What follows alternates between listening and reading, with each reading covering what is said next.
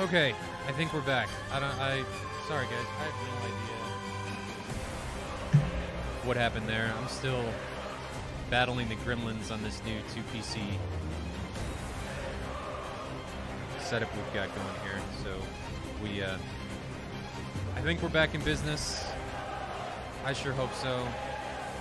Pretty sure we are.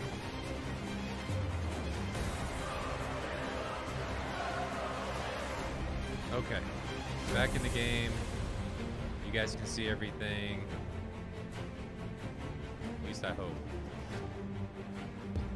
It's looking good on my end. Okay. Looks like IRIAF is ready. Looks like 104th is waiting on one more. So we're going to watch.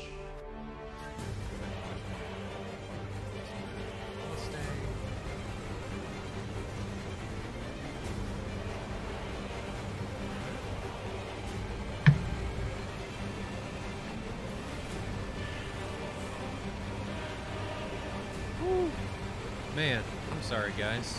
That was not fun. But we got that under control.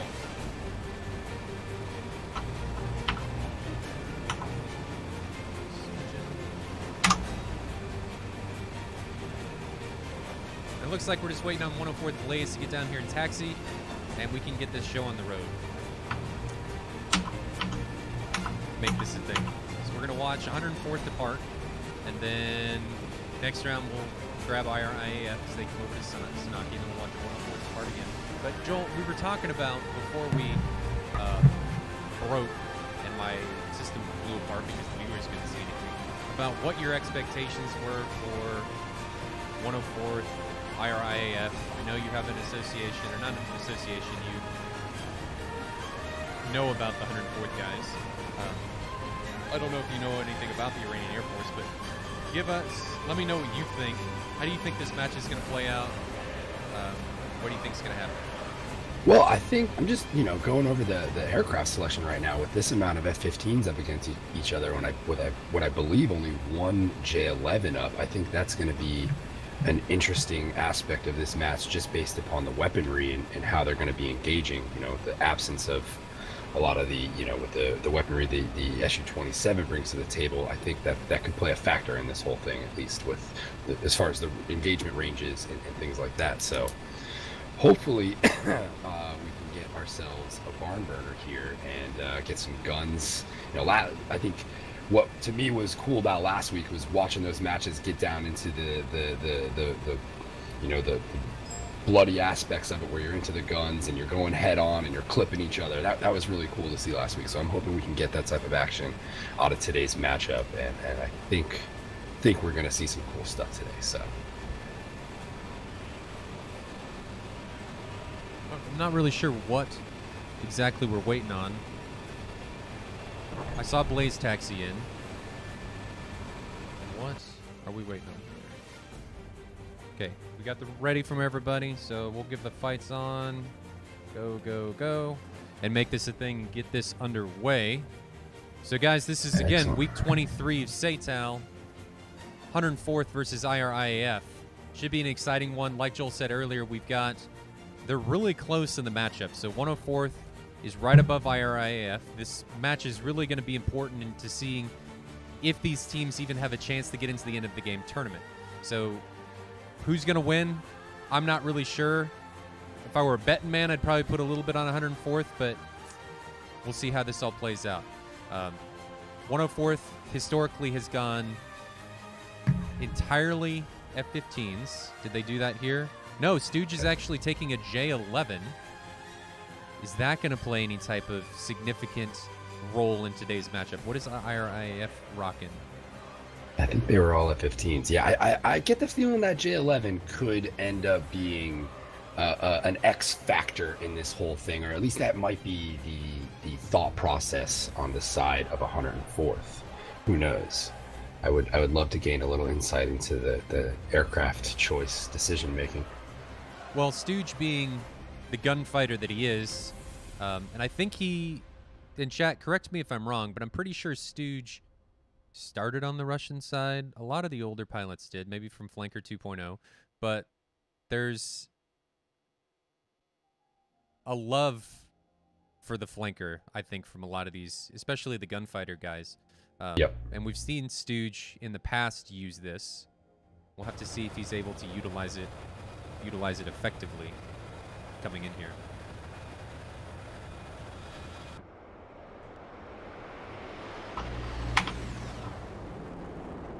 Well, I'm going to keep my camera fixed on the J11.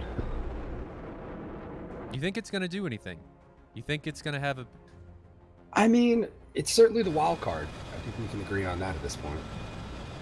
What's he rocking? Does he have any... Looks like he's no taking lead too RC-77s as well. and no ETs. So Interesting. We're not using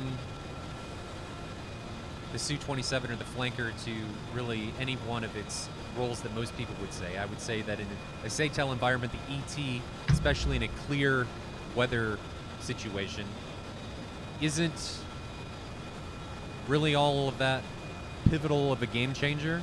A lot of the guys will just flare regardless if they know an ET's coming or not, just to make sure that they're removing threats that they may not know are there. So I know 104th does it. We've had Alex on in the past. He's talked about it time in and time out about how you just flare no matter what.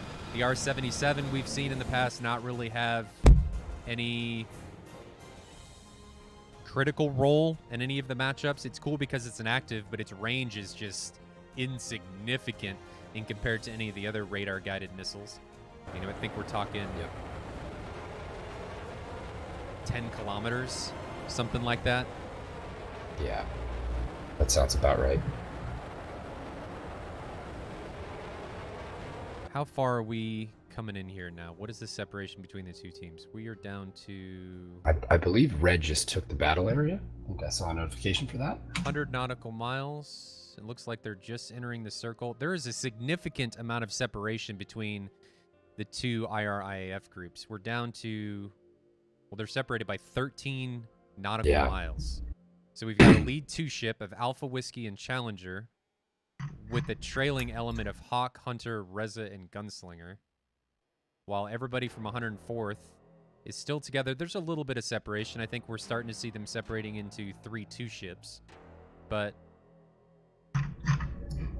yeah, it's going to be interesting to see the way 104th may separate here coming into this, just based upon the massive separation between that lead flight and the back pack on IRA. What do you think the Iranian Air Force is doing here? I'm not sure.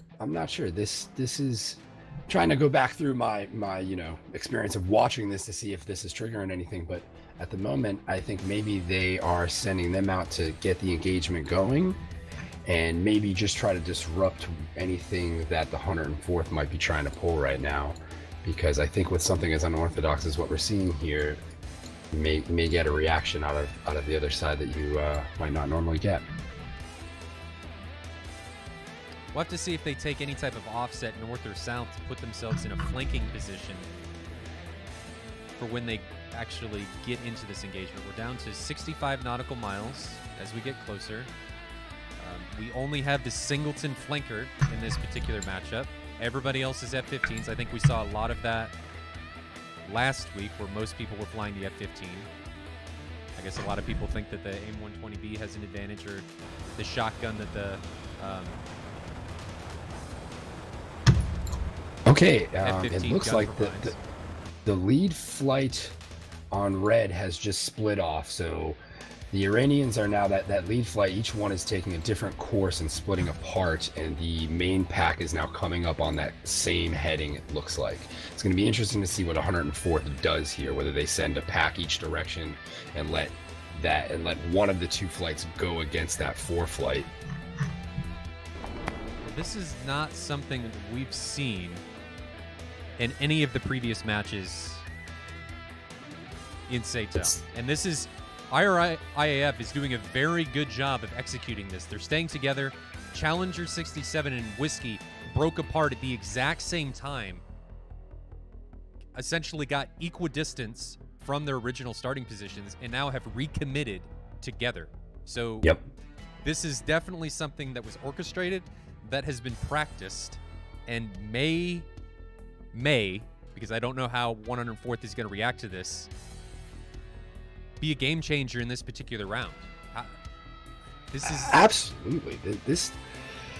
To me, it looks like they're trying to separate that pack. I think they're trying to break up the main flight from 104th. It's a bold strategy. We'll certainly see. It's a bold strategy, Cotton. How's this going to come out? Exactly. You know, putting those two out in the wind there by themselves could certainly, come back to bite them. However, if you throw off 104th enough and allow that 4-pack to do to do some work, it could play to their favor quite a bit. So 104th still holding strong on nice tight pack of they are 3-2 tight. flights. They're going to get hit from 3 directions, and it's not just 3 directions where everybody's in the front. It's going to be 3 directions from north, south, and east. I mean, it looks like lead flight from 104th now is breaking off on the northern fighter, I believe. But that's Challenger okay, because 67, yep. maybe what IRIAF is trying to do here, we can see that 104th has dispatched a 2-ship to deal with the singleton of Challenger because they don't know that it's just a singleton. But we have now equaled the odds, or in fact, we have given the odds favor to the Iranian Air Force now for the main engagement if Whiskey is able to engage the main 104th element. And now shot out from 104th. So Stooge puts an ER out on Challenger, and this may just be able to keep him busy. Two missiles out. And then we've got 120Bs coming from Whiskey down in the south. And guys, real quick, how's the volumes going? We did some redoing on the stream. Do I need to raise any of the volumes? You guys were complaining about music earlier, but we've got 2 120Bs coming from Whiskey as Blaze and Mustang engage him, and we have Spade by himself engaging a 4-ship from the Iranian Air Force. And it has started, folks. I'm counting 6 missiles in the air right now. Quite a bit of action at the moment. Doesn't look like anybody's connected yet. Everybody from 104th is now cold. Everybody, or the majority of pilots from the Iranian Air Force, are now hot. And Hawk has put himself in a decent position against Spade, but it looks like Spade is now dragging back towards Fallen. Dozer is also on the left flank of Hawk. He puts a 120B out there. How is Hawk going to deal with this? Spade looking like he has one in on him hot, and his aggressor, Hawk, has one in on himself as well. Hawk looks like he extended at the proper time. That missile's, the 120B that's on him, is going to run out of energy before it gets to him. But Gunslinger and Mustang coming head-to-head down here in the south. Mustang in trouble?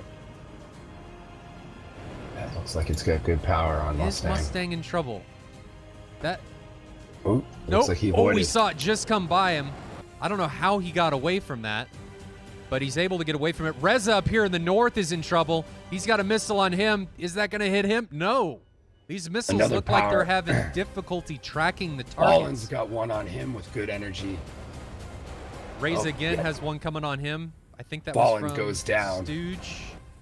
That misses him. So you said Fallen went down. I guess I missed that. We saw, man, 2 104th guys getting taken out. I guess we missed both of those splashes when we were watching the Reza out with good energy from Reza on Dozer right now. And then Dozer firing back on Reza, it looks like. But I think Spade is low enough that those missiles aren't going to be a factor. So, no, he did take down one of the guys, or he crashed. No Fallen disconnect. Something happened here because there were 2 guys with Spade, and now it's just Spade. So things happened so fast that I wasn't able to keep track of what was going on. Yep, I'm reading the chat right now. Reza killed Fallen with a 120, and then Fallen crashed. Yeah, that seems like one of the ones I got access to. And it's still a furball in there right now. Yeah, we're in Shots here out left and right with the merge with Stooge and Spade against a ton of guys from the Iranian Air Force, and it looks like Stooge was able to take down one of the guys from the IRIAF. Ooh, another 104th member goes down from, I believe, Hawk, leaving Spade and Mustang, and Spade is right now being chased by 2, although it looks like he might be turning the tables on one of them. Yeah, I'm watching the merge with Spade, and he did get hit. He's missing his nose cone, but he's sandwiched right now. He's in a world of hurt. He's getting missiles off on somebody. Ooh, we can see him taking down one of the Iranian Air Force guys. Yep. But and then he's got another one. Good power. Yeah. Man, that was out. So the tactics shown by the Iranian Air Force obviously threw 104th into some disarray here. And Mustang still holding it out there, circling back around. He's in chase now by Gunslinger, and I think the other 3 are cleaning their teeth and coming back in for more. And shot out from Gunslinger, and shot out from Mustang. One of those is a 120B, and he's going to eat at least a couple of those. And the defensive, no, he's some lag coming from Gunslinger here. Mustang staying with it.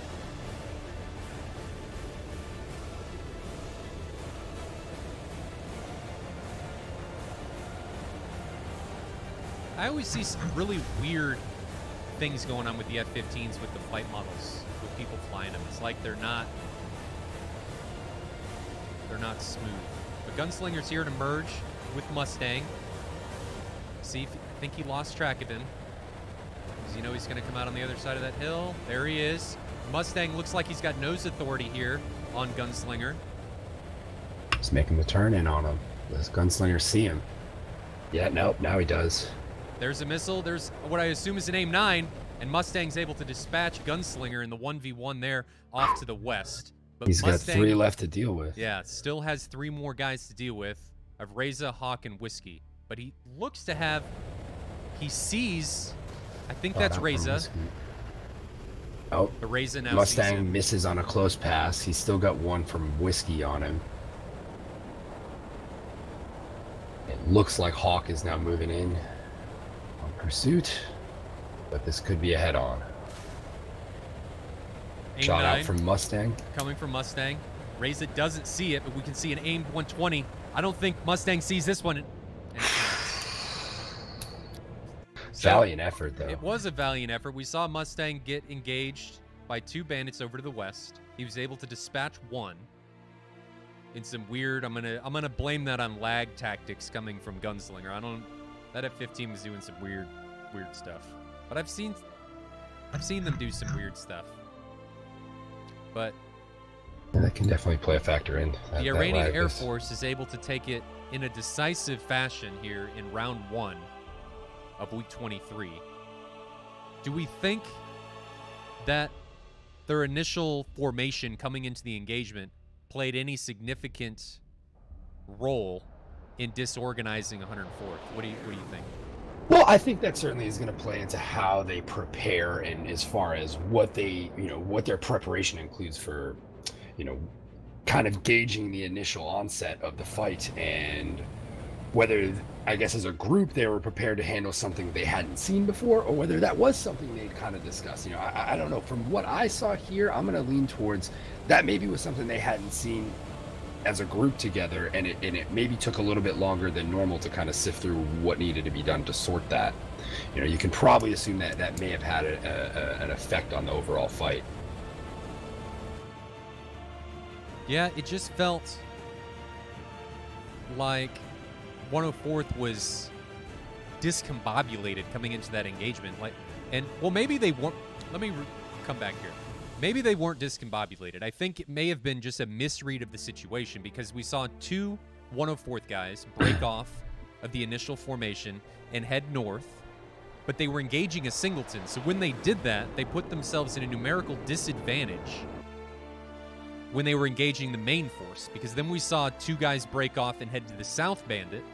So now, in the center, you have effectively alienated 4 pilots. So now you're coming into a 2v4, which in any type of air combat, numerical advantages almost always lead to air supremacy.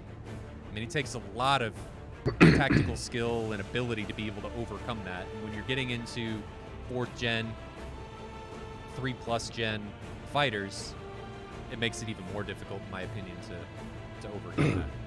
Now, if you're squad lead there, do you send individual fighters out to the sides to meet those two that broke off, if you're able to even perceive that, you know, to try to get it, that 1v1 advantage there and to keep the main group.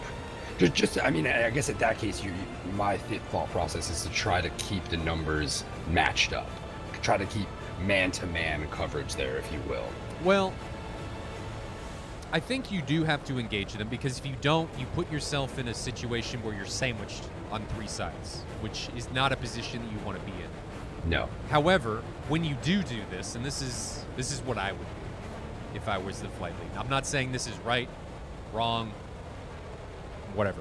This is just what I would do in my opinion. Chat, please weigh in here on what you think should have been done in this particular situation. But what I would do is, yes, I would engage them with a single or 2 ship on each one of them, because honestly, you don't know. You have to assume that it's more than one bandit, because most of the time you're not just sending some guy out by himself in events like this. But when you do that, you put yourself in a numerical disadvantage on your main force. So if you engage the main force, which 104th did, and being that the Iranian Air Force was high, you're probably going to be able to see them on the radar. You need to take a very defensive stance. So it's almost like a bag and drag. You want them to commit onto you, but you want to drag them away from these side engagements from the north and south, so that in the north and south, because this is an assumption, and assumptions can get you killed, but we're assuming, as the engaging side, that it's either 1 or 2 bandits that are coming in from the north and south that you've dispatched wingmen onto. You want to take the main element away from them so that you can give them either even odds or numerical superior odds to be able to win their engagements. So you want to, the main force in the center just wants to survive long enough that the north and south engagements can do their thing and then rejoin the main element. That's what I would do, but it takes a lot of discipline to not engage on that particular scale. Yep. I tend to agree with you there. Well, I certainly think, at least in my opinion, that the choice to go with that tactics by the Iranians was the deciding factor, I think, at least from what I saw there. You know, I'm looking at it from more of a top-down perspective than I did from actually catching the individual engagements in that one.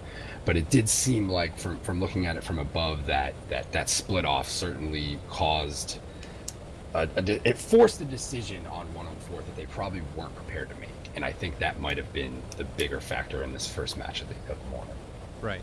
And Technitanium says they were overwhelmed in the middle 4v1. Yeah, they were, but when you get overwhelmed in that situation, you have to just turn cold. You have to, again, in my opinion, you have to put yourself in a situation where you're not trying to take the fight to them. You've got to try and prolong the fight so that your wingmen north and south can win their engagements and then come back and support you. At least that's my take on the whole thing. So yeah, I'd agree with that as well. These guys are RTB. We have no idea on what their fuel state is.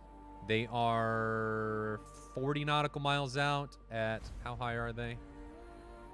About 32,000. 38,000. We're getting up there. I'm going to assume that means someone's at almost to 40, so I'm assuming that means they're looking to glide in here. If they did run out of fuel, they should be high enough that they can glide in. So let's go back. I need to catch up on who's followed, who's done what, so on and so forth. So thank you to all the followers: Irish Flight 76, Isaac 689, Jolzy, TJ 1376, Racer Gotcha with the 3 bits, saying test. Hey, test, it works. Welsh Palmer, Schneer, Ryan Flint, Dut23 drops the 100 bits for, he says, for Merlin's beautiful stash. Hope everyone enjoys today. Why, thank you, Dut. Appreciate that. Be Lethal, Hera Missy, Gizlick, Dut23, I think that's an auto host, Tricker21, Cosmic Dubloom, and then Cosmic Dubloom drops to subscribe. Thank you very much. Appreciate that. Glad you're enjoying yourself. And Racer Gotcha with 3 bits says, splash all bandits and you have a good chance to win. Well, Racer Gotcha, I think that's the name of the game. Kill everybody else as you come in. Take a little John Madden approach there. Well, if you want to win the game, you got to shoot everybody down. If you want to win the game, you got to take the missile here, and it's got to hit the other guy, and he's got to die. Well, bam. That's the John Madden way of thinking. I'll gladly cast as John Madden if you guys would like me to. I'll take the very forefront approach of just giving you the play-by-play action of, well, see, Racer Gotcha drops the missile, and it comes off the plane, takes off, and flies 5 nautical miles, and then impacts the other guy, and this plane blows up. I'm John Madden. Get a first down. That's my play-by-play. My voice interpretation of John Madden is probably way off, but if you guys are familiar with John Madden, I'm sure you get the idea of what that's like. Indeed. Well, it looks like these guys are somewhat separated there. I'm not sure if... Real quick, Tricker drops 100 bits and gives me a John Madden quote. If the quarterback throws the ball and the receiver catches it in the end zone, then it's going to be a touchdown. And you go. Tricker, that is exactly true. Spoken like a true John Madden fan. That's how we roll in the States. Guys, if you didn't know, this is how we talk about sports in the United States. Just straight up. Well, I mean, he's definitely one of the standard setters. There's no doubt about it. Oh yeah, the guy was a legend. Him, Al Michaels, and the rest. Oh yeah. So these guys are rejoining now. It looks like they're starting to descend, coming back past through 30,000. They're all at 29,000. So everybody's rejoining. Energy VR in chat says, I think Molter should just keep talking like that. Man, don't tempt me, or I might. What? Bam. What's the separation coming down to now? We are 23 nautical miles. Tricky wants to know when the challenge flags and instant replay come to the channel. And the GCI has thrown the red challenge flag, so it looks like that kill is going to go to the replay board. Don't tempt me, Tricker. That may become a thing. I'm already working on instant replay and stuff. I may just have to make an animation for the red challenge flag, except it'll be like a red challenge AMRAM that somebody gets to shoot. Should we make a little booth so I can stick my head in to watch the replay? Yeah, that'd be solid.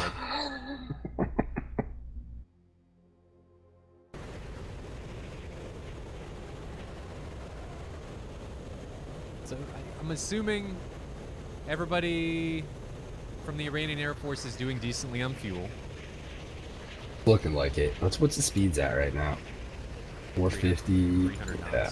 Yeah, they're doing fine. It looks like they conserved pretty well on that one.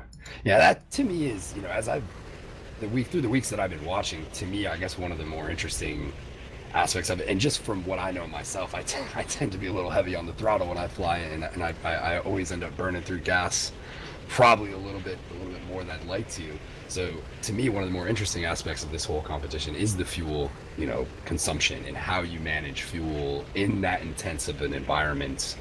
Keeping it in your head that I got to be careful, I can't overrun here.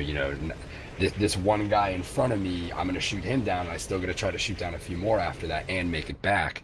It is the mental gymnastics of trying to, balance all that stuff. It's got to be challenging. Well, a lot of it's just maintaining discipline, and it is something that I think a lot of these pilots think about, even when they're in engagements, even when they're in the merge. Thinking about your fuel economy and your fuel management and making sure that you're not just sticking it into gate the entire time, because obviously when you do that, you're putting yourself in a serious situation for later on in the matches. So yours says, could we have normal looking planes instead of these fucked up dimensions? What? I don't know what you mean. Yeah. Is something wrong with on the stream? Doesn't look messed up. Is it a little too oh, maybe it's a little too compact. Maybe that's what they're complaining about. I think the stream here is a little weird. Oh, yep. Yeah, yours. I'll fix that here in just a second. I didn't even pick up on it. I have it on my other monitor over here, though. Let's see if I can fix that now. Brett Favre can throw a football 200 yards underwater.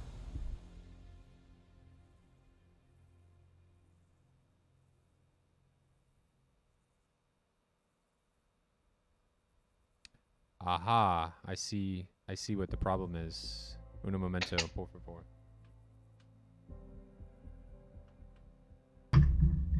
And like the Iranians are on final, looking good. Aspect ratio, yours got a little bit foobar, so let me fix that for you. Should be much better now. So let's see if we can see these guys as they come in. Don't see them yet. They're still a ways out. Oh, I was looking at the AWACS because I'm a boob. So let's go to F11, F3.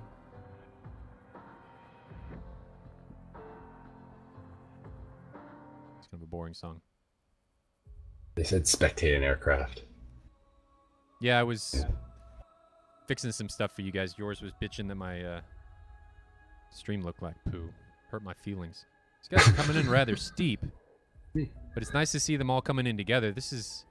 I like to see this. They win a match, guys come in together. It looks good.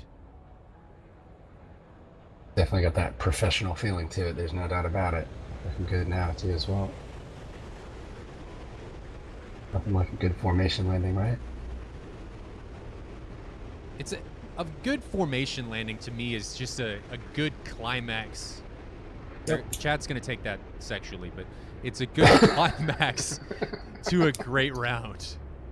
And as soon as I say that, DCS Toast is like, now for the hookers below.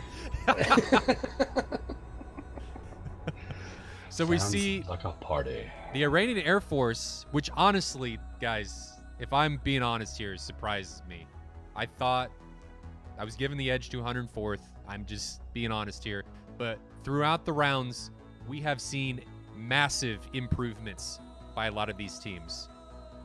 The Iranian Air Force being one of them. So as the rounds have progressed, everybody has been getting exponentially better as things have moved towards the end game tournament. So, yeah, fantastic job in round 1 by the Iranian Air Force. I'm going to reset for round 2 here. And we will get this show on the road. Let's go back to talk show so we can recap what happened, and then we will do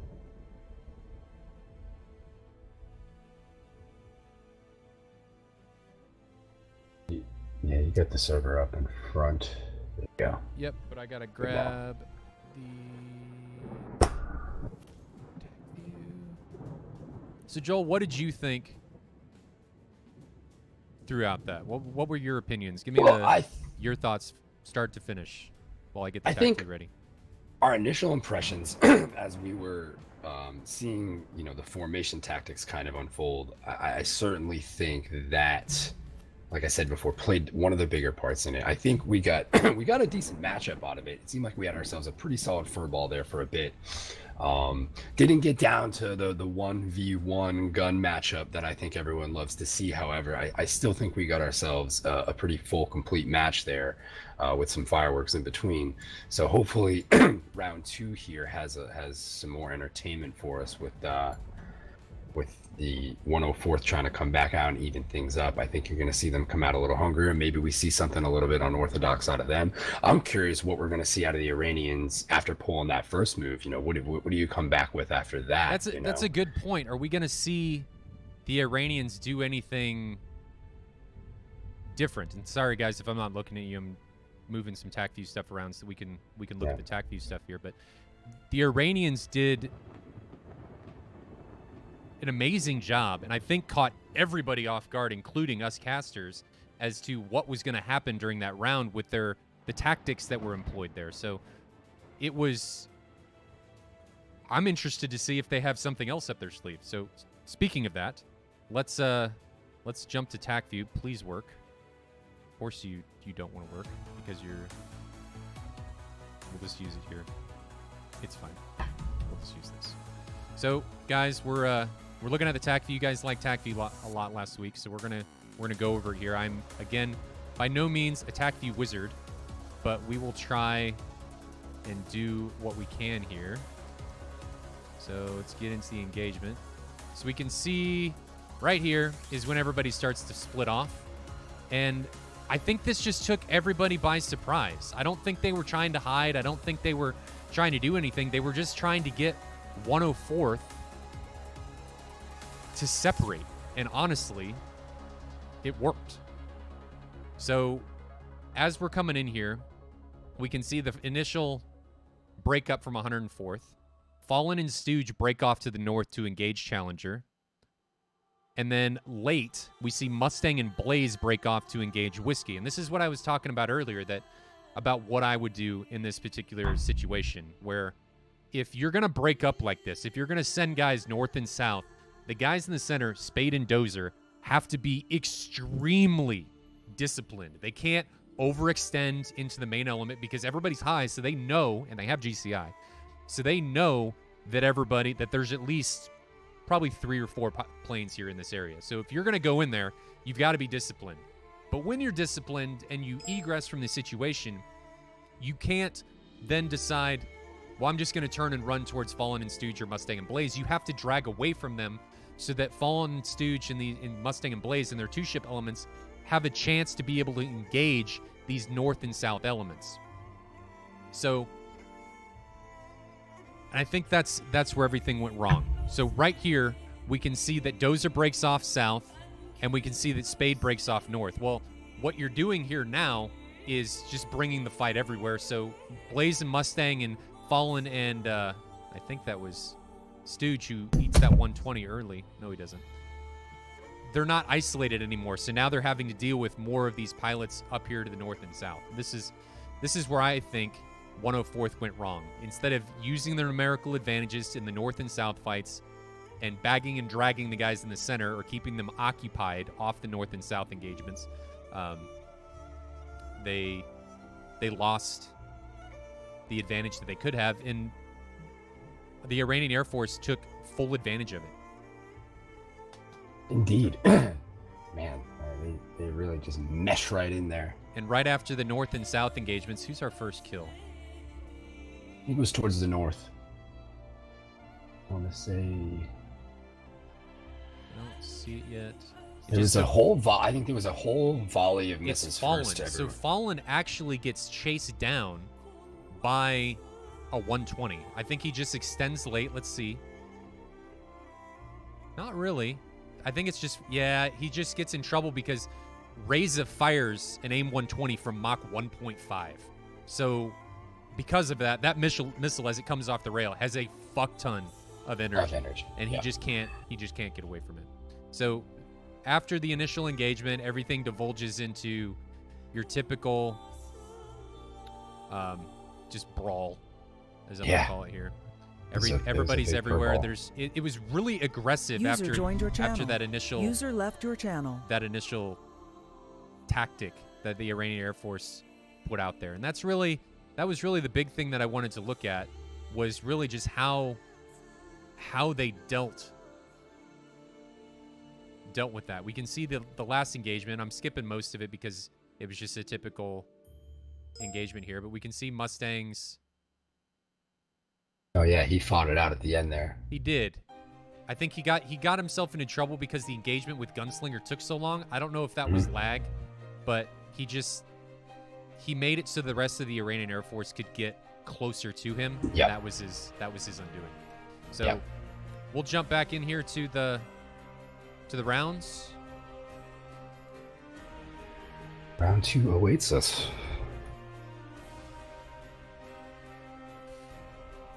And we'll get round 2 rocking and rolling. The chat is clamoring for the scoreboard to be updated. I'm doing it. Chat. Chill. Okay. So we can see everybody from IRIAF is in there. Everybody from 104th is in there. We can see Stooges in his J11, which is good. That's what we want. Let's reset to satellite. Turn that on. And are they taxiing? They are starting to taxi. So we saw 104th depart last time. We are going to watch the IRIAF depart this time. That's a really close wall.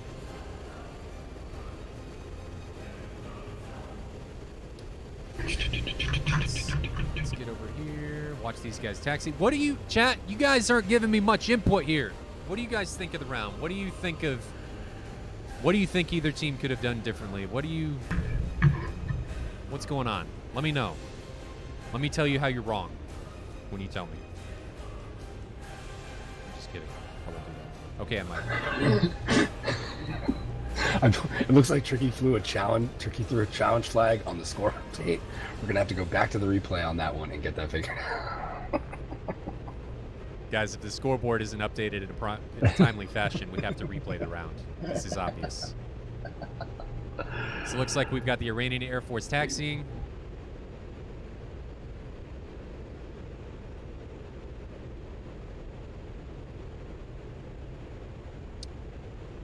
We'll get round 2. I wonder if IRIAF have something for round 2. Are they going to have something here? That's my thought process here. Do you run the same play? Do you come out and run the ball straight up the middle again like you just did before? I'm sorry, take the ball up the flanks like you did before, you know, or do you try something different here? Because honestly, if you're 104th and they try the same thing again, what do you do there? Are you prepared for it, or do you just think you're prepared for it at that point? You know.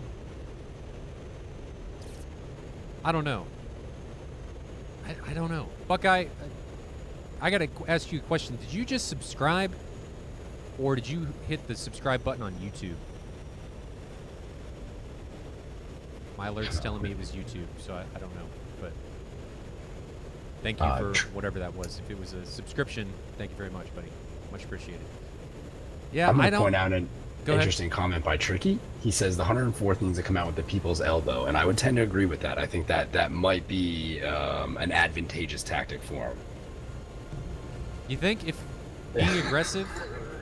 I think, you know, brute aggression may end up being to their favor in this. I think, you know, when you have a side use a tactic like that, you may want to try something bold in return. But, you know, I don't know, as we've heard, you know, the 104th is a new squad coming together. How much of these tactics they've kind of worked on, and how many different types of plays, if you will, are in the playbook. I won't say a new squad coming together. I'll say they're not the team that were always together in the past. So you got to deal with a different dynamic of people flying together, which can be difficult. When you're not flown in together, it makes things, for lack of better words, more difficult, because you don't know what your wingman's doing. You don't know where they are. Communications become a problem. It's just chemistry. That is definitely chemistry factor. A good way to put it.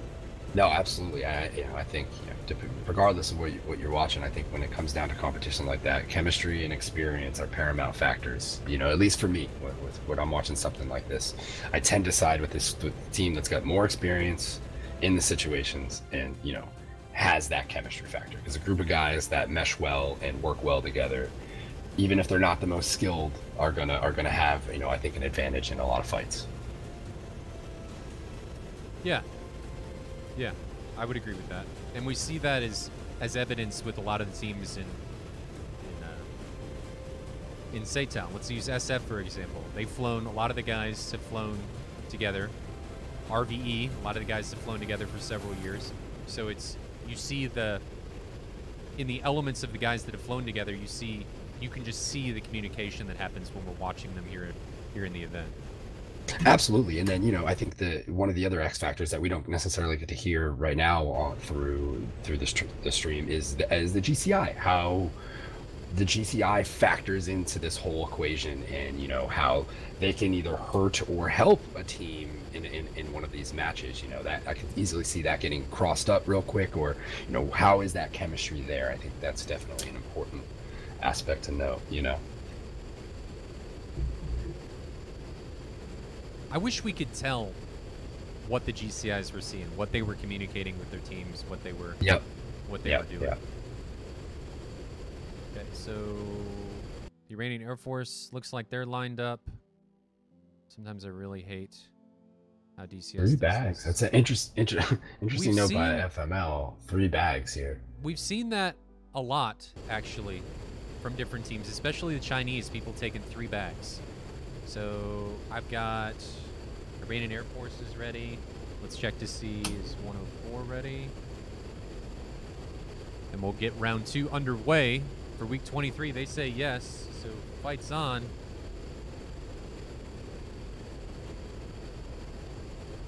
And week 23's round 2 is off and rolling here. Are we going to see something different? I don't know. I'm not really sure. My eyes on the Iranians right now to see what they do here. I think that is our first big what if in this whole thing. Our first big factor is how they fly into this bullseye area and it looks position like themselves. The Iranians are doing seemingly the same thing that they did last time. They've got a 2-ship departing early, which is departing well ahead of the rest of the remaining 4 pilots from Sanaki. I didn't realize they delayed it this much. I should have noted in the last one at what distance from the air base they split off, because I think that is also an important factor in this, is at what point do they split off? How long do you wait before you split? You know, I think what they did there, they did it early enough to throw off possibly GCI and, you know, what those F-15s are picking up on radar. Are they going? Looks like they're spooling up. Here they go. So there is a significant distance between the lead 2-ship and the remaining 4 ships that are departing together. I didn't realize they waited this long. Are they going to do the same thing? If they do, how is the 104th going to counter it? Yeah, because you now had they stalled the okay, interesting.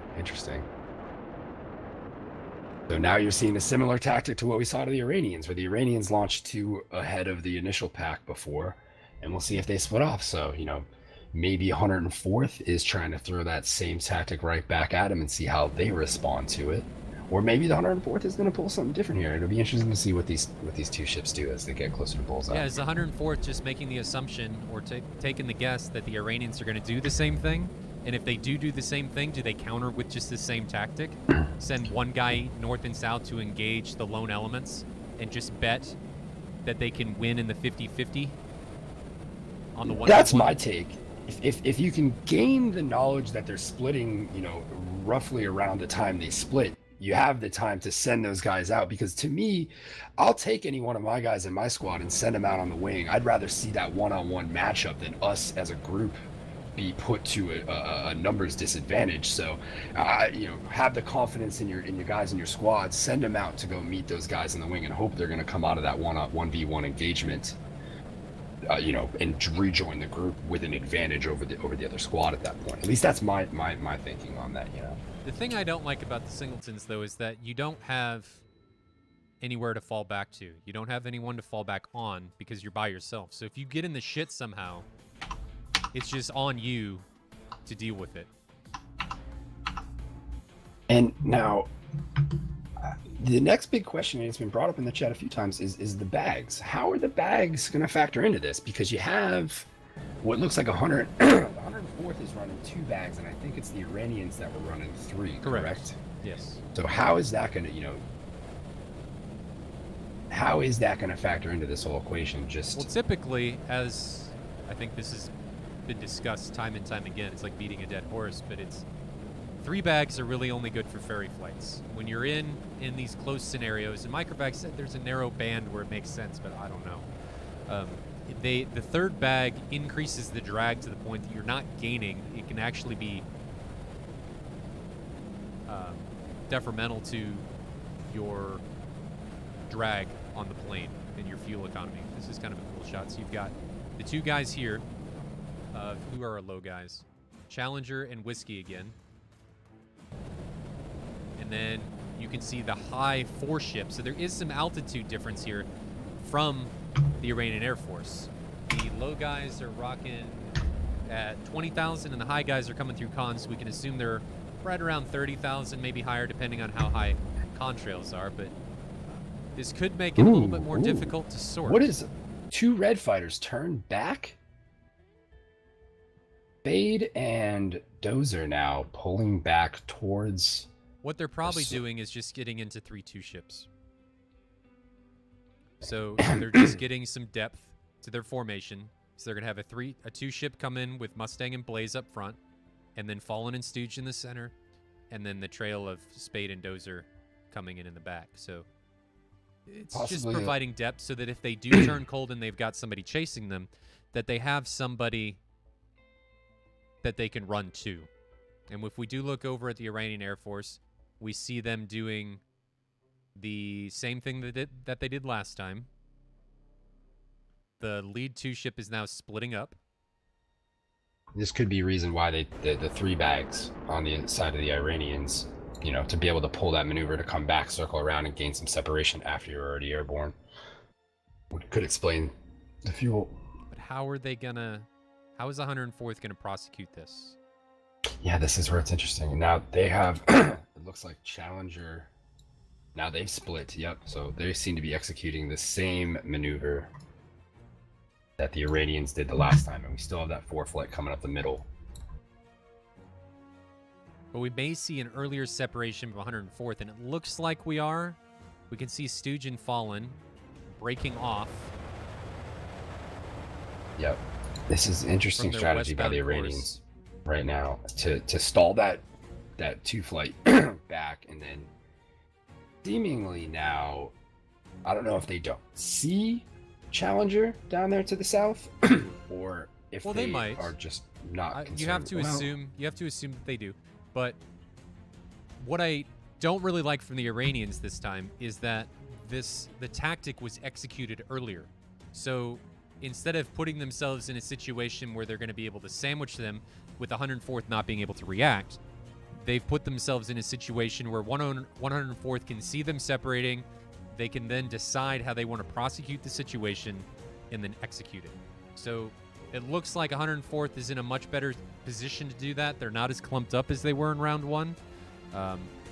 We'll just have to see how they separate their elements, if they separate at all, to deal with this. They could take your, and what Tricker was talking about's tactic, and just go right up the middle, engage the 4 ship head on, which, in all honesty, wouldn't have been a bad way to do this if they all stuck together and instead of separating, just say, fuck it, and just blast up the middle and see if they can take out the 4 ship with numerical supremacy here. Yeah, just staying tight and covering each other.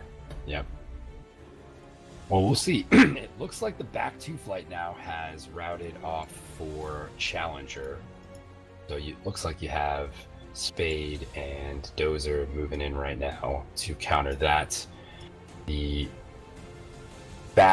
middle 2 flight looks like it's starting to kind of adjust for Whiskey to the north, and then those 2 in the middle look like they're going to take on that 4 flight head on. They're contrailing. Well, it looks like Challenger at this point is just disregarding Spade and Dozer. He puts a 120B on what I can assume is Blaze. Whiskey hasn't done anything yet. They're getting really close. Separation's down to 10 nautical miles, and there hasn't been anything. Here comes a 120B from Mustang. We can see him dropping down and split-S-ing away as he comes through the marks. That 120B is dead. It's not tracking. But that 120B from Blaze on Reza, that's going to be a problem. He's not defending. Reza, I think, is in trouble here. Maybe not.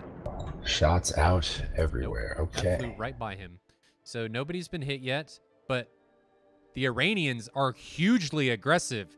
Just saying, no thank you, I'm not defending shit, and just carrying on. Stooge this time has an ET, no flares coming from the defending Iranian. He takes that ET right up the tailpipe. 2 shots. But Stooge is in trouble trying to get away from that 120, and Stooge, that was a trade. So he gets him with an ET, but can't get away from the 120. Down here, the South Challenger with Spade, we're just seeing people get popped everywhere. He got that 1-for-1 there. Challenger took out, I'm not sure who it was, whoever was with Spade. It might have been Dozer. I could be wrong there. And so we're down to a 4v4. Just trades coming across the board. Nobody able to come out with a definitive victory. They're able to just exchange volleys and go blow for blow, toe for toe in this Week 23 matchup. So we see a 120B coming on Reza from Spade and a 120B coming on Hunter. Hunter's in trouble here as he's got 120Bs coming on the left and he gets splashed. And I think the other guy we missed, the guy that Spade was engaging down here to the south, got popped too. So no, Blaze looks like he has Gunslinger moving in on him. I'm not Blaze sure could if he be in trouble here. Gunslinger moving in on him with speed right now, 900 knots. If he fires, that thing's got energy. But there's a lot of altitude separation here. I don't know that they see each other. Yeah, there's a substantial amount of altitude. I don't think they see each other, but Gunslinger sees Mustang. Not out. I think he does. Yeah, he does. He's rolling in under the 6 of Mustang here. Question is can Blaze get there in time? It is. And then you got these other two exchanging long-range shots. Gunslinger broke off. So Gunslinger is now, I see the engagement you're talking about up here to the north. Gunslinger is now sandwiched between two 104th guys. He's in trouble here. He's low, he's slow, and he's got missiles coming from Blaze. And possibly, he gets one out. He notches it. And misses. Is he going to get the other one? Nope, he's not getting away from the second one. He got sandwiched by 2 missiles there. But I think Blaze actually fratricided there and shot his own guy. That because very well may there were happen. 3 104th guys and we're down to 2. That very well may have happened. Yeah, Mustang. It was Mustang. So Blaze, I think, inadvertently when engaging, who was that? Gunslinger. Or no, Gunslinger was able to take down Mustang during that engagement. So 2 120s out on Gunslinger. But I think he's got line of sight. I think he's got line of sight here. Maybe. Maybe. Keep dropping that chaff. You're coming back up into a position that I don't think you want to be. Oh! I saw that fly right by him. The second one goes right by him. Oh, man, but he's not getting... Oh, is he getting... Oh! Wow. These missiles are just flying by this guy with not a care in the world, just saying, I don't give a shit. I'm not blowing up today. See you later. You didn't give me enough to sacrifice myself. Fallen only with 1 missile on the rail left in the guns. But Whiskey's in trouble here. Whiskey finally gets popped. Man, that was... I thought for sure Whiskey was going to eat those missiles. It was like, he's dead here. No, he's dead here. No, he's dead here. And it was just one after the other coming by, and nothing would connect. But nice. Well, let's see if these guys conserved enough fuel to get themselves back to base. They have looking like 60 miles to go, a little less than that, 50 something. We're down to 50 nautical miles. This shouldn't be a problem. What's our altitude here? 10,000 climbing. 10,000. So they're both climbing here. Beautiful. That was a good one. That was intense. Whiskey took us on a ride. Yep. That was... And Coxie99 in chat says, missile performance. And, yeah, it's just something we got to contend with, man. There's not a lot we can do about it. Can we say that using that same strategy that the Iranians pulled in round 1 worked to the benefit of 104? I feel like it did. I think the Iranians struggled to counter that there, even though just having employed that tactic themselves. Well, I don't think 104th necessarily executed the same tactic. I think once 104th saw that the Iranians were doing the same thing, it was much easier countered than it was in round 1. Correct. They were already separated. They weren't all together. They separated. Both teams separated earlier. So it was just a more easily countered strategy than in round 1 because they'd already seen it before. Indeed. Energy asks, who was that? Was that escaping those missiles? It was Alpha Whiskey, I believe. I think so. That was impressive. That was exciting. I didn't see countermeasures being dumped. It didn't. Maybe he was in the notch, but in chat, correct me if I'm wrong, but in real life, proximity fuses would have detonated, and that plane would have at least been damaged, if not destroyed, given the amount of munitions that were fired at it. You'd have to think that Well, that probably would be the thinking case. in DCS or Yeah, making assumptions that things should play out certain ways doesn't necessarily work. So we're watching the rejoins between these two guys. We've got Fallen and Blaze, who were actually, I think they were a two-ship together coming in here. So they come in as a two-ship, they get out as a two-ship, which is cool to see.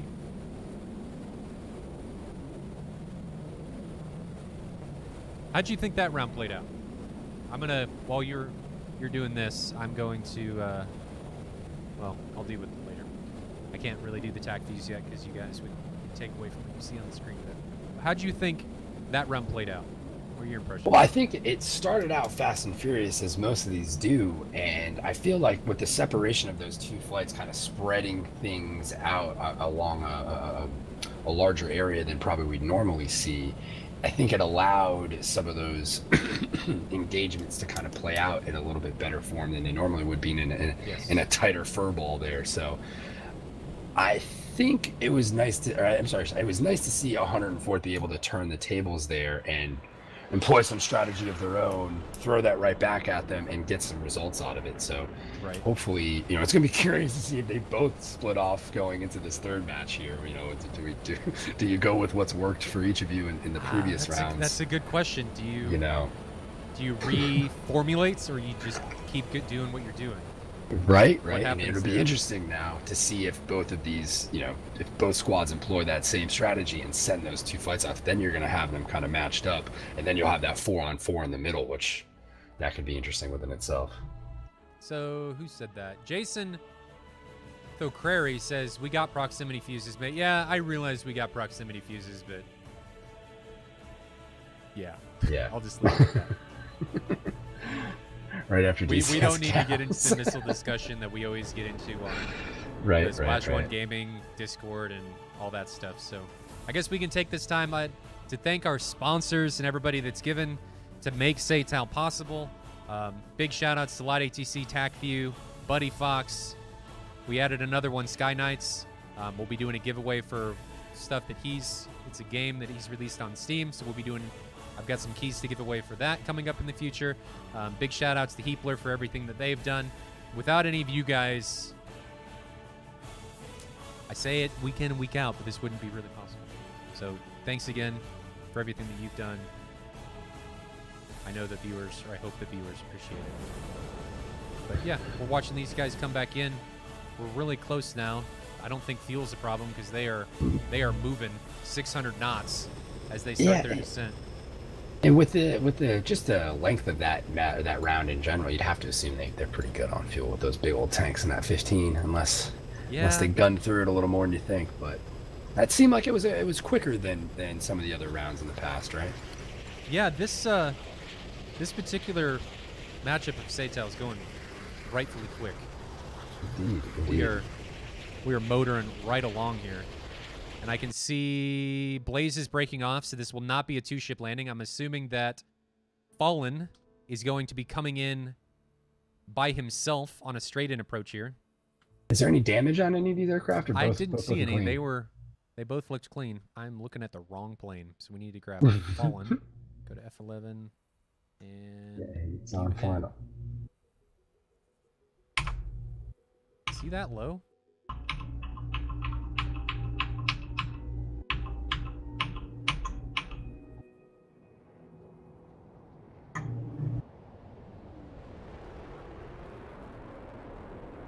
Land. Where'd he go? Oh, there he is. I guess they're doing overhead brakes. Oh, gotcha. So we can see Fallen entering the pattern. He's in a brake to the left, and then he'll be coming on to finals here momentarily. What is Blaze is now entering?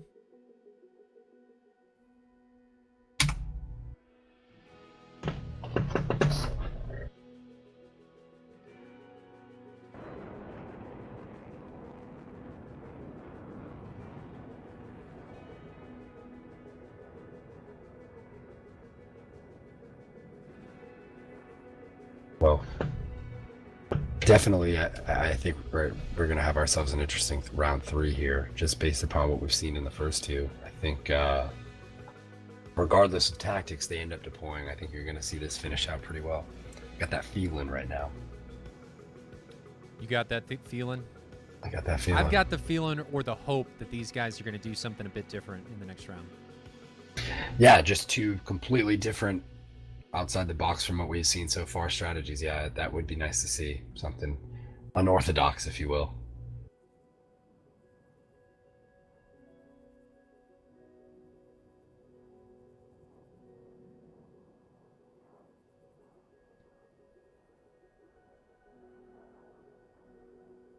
Just watch these guys land. We'll review the attack view, see what happened. He's coming in steep. There's the flare. Slow that down a little bit.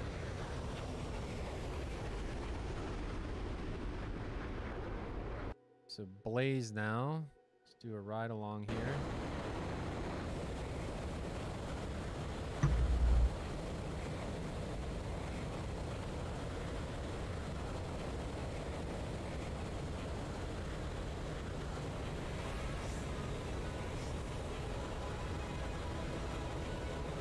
Blaze is coming off on the finals. TMC King says, you all get to watch this and I get to go to the real red flag. Man, I wish I could go. I have regrets following a girl instead of going to the Air Force Academy when I was younger. That was a decision I regret. They shouldn't allow men to make those decisions when they're that young, because we're just gonna make them with our penis. We're not gonna make them, or most people men aren't gonna make them with their brain, which was, God, somebody should have just said no. You're not gonna marry her. You're not gonna be with her forever. Go do your thing. That never happens, right?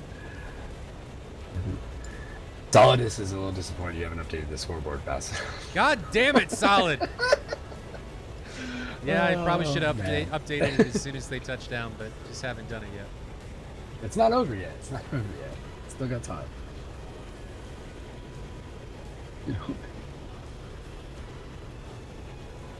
And touchdown. There it is. Nice and easy. Let's jump to talk show here. Beautiful. And let me reconfigure so we can do Maryland stash help land this bird. I don't know about that.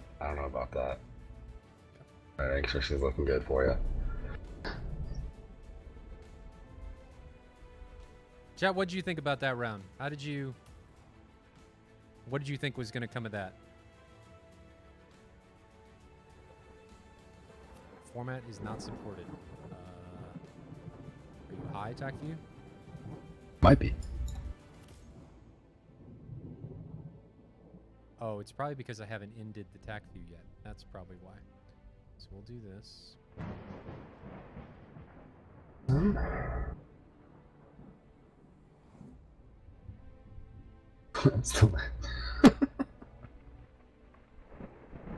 Now, let's grab this stuff. Sorry, guys, just getting stuff ready for our review. Little review session. How long did my hair take? Oh man, I wet it and ran a comb through it. I'm Italian, it just kind of sticks like that. Is that a good thing or a bad thing? I don't know. I got no answer for you. Okay, attack view's up. Let's jump up here. Have a look-see at the attack view, and guys, I will update the score after we do the attack view.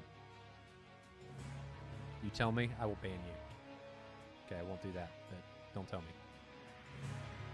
So, let's see what happens. Come and see engagement here. The Iranians just separate, in my opinion, too early. They get themselves in a situation where it's too easy to sort, and it's just easy mode for 104th. The other thing that happens is Challenger down here to the south, and this is kind of what I wanted to happen in the first round. I wanted the 104th to isolate these bandits, to be able to put themselves in a situation where they have the numerical odds that it's not a 50-50 anymore. It's a 30-60 or 33-66 or whatever percentage to be able to come out on top. And they did this. I don't know if it was by choice, but the other thing that happened is it's even up here because Gunslinger's up here by himself. There's nobody engaging him, so he hasn't committed into the fight fast enough. But the problem here, and a lot of people make this, regardless of how experienced you are, is that 104th, when they're engaging Challenger, goes defensive too late. And yes, they exchange the kill, but it doesn't give them... It doesn't benefit them. Yeah, it's nice that they don't have to deal with as many pilots, but it doesn't help them in the long run because one of them got killed as well. And Spade almost dies, which in that point, 2-to-1, it would have been better for the Iranians. So I would have liked to see them extend earlier. We see... Who we got left? So we see Stooge get taken down, and Stooge in this particular situation, it's the Iranians, what they're doing here, and the reason I think 104th is getting caught off guard here is the missiles are being launched from Mach 1.4, 1.5, 1.6, so they're coming off the rails with huge amounts of energy, more than the 104th are expecting or they've seen in the past. So they're defending at ranges that they would assume is safe for missiles coming off at under Mach 1 or, even Mach 1.1, so on and so forth. So what happens here with Hunter is he's Mach 1.5, 1.4 as he releases this missile, and Stooge is he can't get away from it. It's got way too much energy as it gets in here, and he just gets popped. Can't do anything. And yeah, he trades with Hawk with that ET, but again, it doesn't help you. No, and that's so hard to calculate, especially in that Eagle, not knowing the vertical closure, not knowing what the the bandits incoming speed is, or being able to process that quickly. That screws that timing up with you're used to being able to bank off and break away from that missile at a certain range with that much energy on it. You're just not getting away as quickly as you'd like, Right. And everything else looks like, I think Reza actually crashes here. I think he hits a mountain. Yeah, that was I was gonna say there was one that we didn't know whether we had a crash or whether we lost it from fire. We can see Blaze.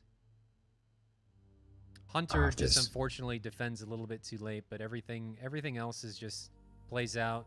The 104th, honestly, it could have gone either way in this particular engagement. 104th were doing... They had some mistakes. Reza actually dies, and the 120B, he launches right before he dies, kills Spade. Oh, wow. So there was two 1-for-1 shots there, I think we had, where two guys shot right at each other and just eliminated each other from the round. Right. At least in a rather small span of time, too. Right. All right. So let's get back into the round. Let me restart here. Make sure that I've got the server up.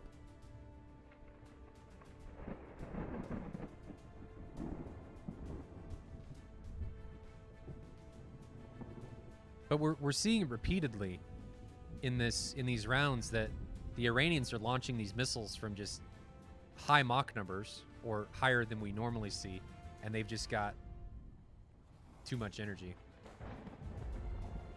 for people to deal with or contend with in a timely fashion. I think it compacts those time frames that you're dealing with when you put that much energy on it, that you're just making life difficult to try to think about it and evade. It's almost too late by the time you've realized where you need to be turning with a missile with that much energy on it. Well, I don't think it's that. What I think happens in SATAL is people press and continue to press to the point that they just want to make sure that they give their missile the best chance that it has of hitting the target. But the other side of that coin is that they press too far for missiles that come in with high energy. So they practice these situations, and you can practice these in DCS because if you die in a sim, you're not actually dead. Yeah. But they practice these situations on missiles that are getting launched. And again, guys, this is an opinion. I don't know what these teams are doing to practice, but they practice in situations where the guy may be launching from Mach 1, he may be doing whatever. And so they build that repetition repeatedly, and they figure out, okay, I can extend it, 20 kilometers. I can extend it 15 kilometers, given that I know I can, because missiles are typically launched in this particular situation. But what I think ends up happening is you throw a wrench into that, because somebody might launch out of the envelope or over the envelope with a higher speed and give the missile more energy. Or the other problem with actives is you can get launched on by people that you didn't know were there. So I think we're seeing that repeatedly in these rounds, where people are just getting in too deep because they probably practiced on these different things, where they decide that they can extend it 15 or 20 kilometers or 10 nautical miles or 8 nautical miles, and they just haven't extended yet, or they're getting tunnel visioned, and then they eat a missile that they didn't know was going to have that much energy or didn't know was there. Interesting. Chat question here, Merlin. How does one go about getting on a squadron? I think I'll maybe pass that off to you. That sounds like a good question. Is there... Go ahead. I was gonna say, is there, do these squads all have, are a lot of these squadrons recruiting right now? Are there, what is the general nature of that? Is it a squadron by squadron thing? I can't speak for everybody. It's a lot of it's squadron by squadron. I know 51st is probably, we're a much smaller squadron. We're looking for probably one pilot. You've got to love the red side. You got to come to the dark side and fly the flanker. We like the F-14, the F-18. I'm just speaking from experience in this particular situation. But 104th, obviously they like the F-15. I don't know if they're recruiting. If you want to, you can always ask one of the bigger guys like Iron Mike, Maverick, Stooge, Mustang, Fallen, any of the guys really that don't have the cadet tags, or even really anyone, to see if they're recruiting. I know IRIAF and the ITGC guys are always open to having new recruits. TAW.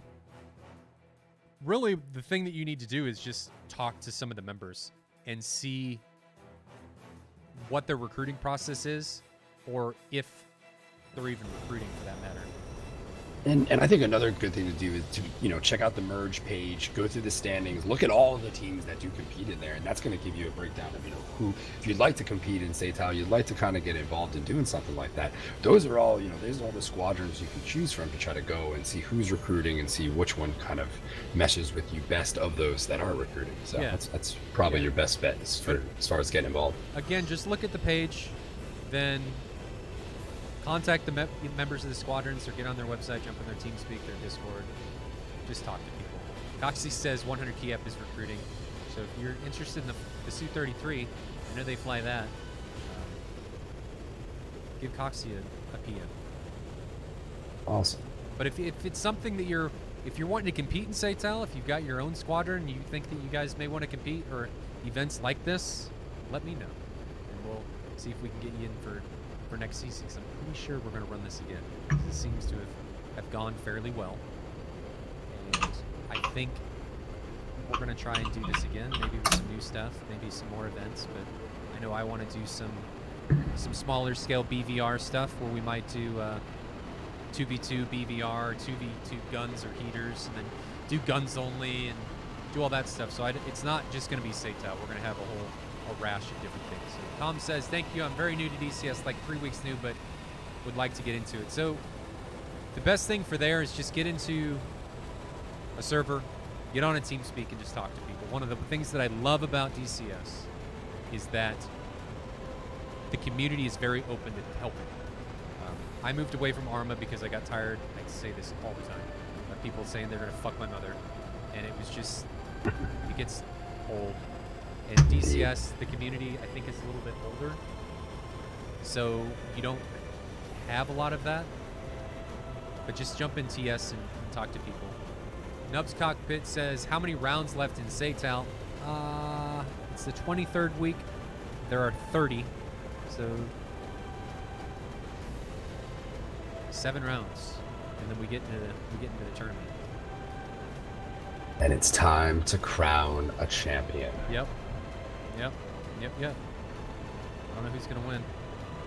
It's going to be interesting. I mean, you look at the standings, it's pretty even across the board. I mean, you can tell the competition is balanced within this league for the most part, just based upon looking at the Group A and Group B standings. And it's pretty good right now. So I like to think that once we get closer down into the nitty gritty here, seeing how the seeding is going to play out in these final weeks here should be very interesting. You know, Right. and you're going to have these teams, you know, the pressure is going to turn up, I would have to assume, as we get closer here to try to get the better seeding, to try to get, you know, I'm assuming there's some buys and stuff like that. You're going to see these teams kind of vie to try to position themselves for. Yep.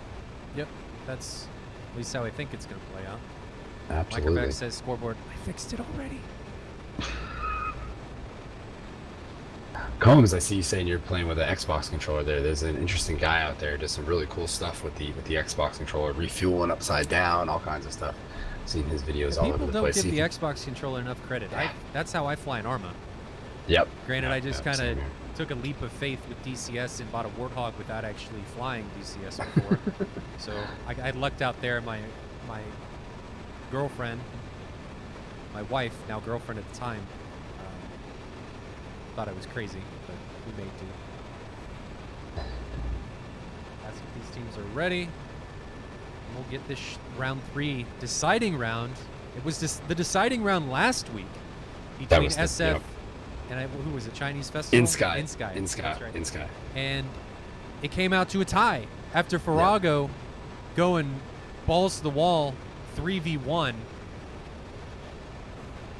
Didn't we have a 1v1 merge with a wing clip, I believe, too, as well as either a wing clip or the gun clip? I can't recall what exactly led to. Somebody lost a half a wing, I think, and still kept grinding with it, which was just impressive to watch. I think that was the Sky guy, but I honestly, I always get really confused on their names because they're numbers, and I always get it always confuses me. So it looks like we're waiting on IRIAF to finish taxiing here.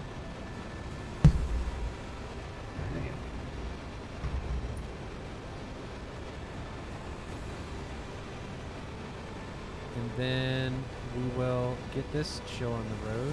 Which I noticed that the Iranians are now taxiing on to 31L, where I believe before they took off on 13R, which to me, you know, with fuel being as precious as it is in this type of event, just coming around and having to burn and get that turn heading in the right direction.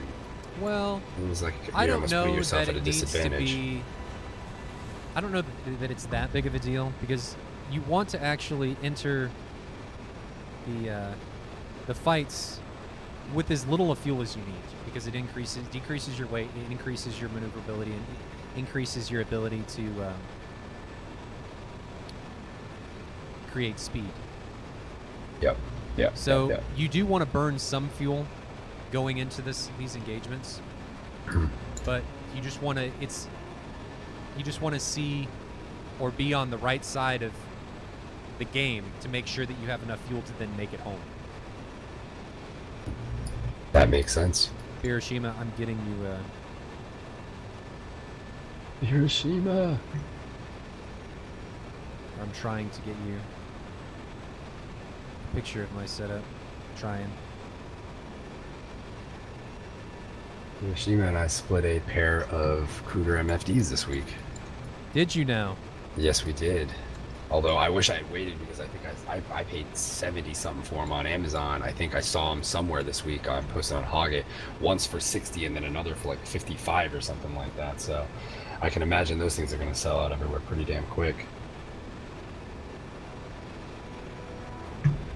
The Moltar setup. So that's what I'm rocking right now for streaming and all that jazz. I don't know that. I think that link's broken. It is? You may want to.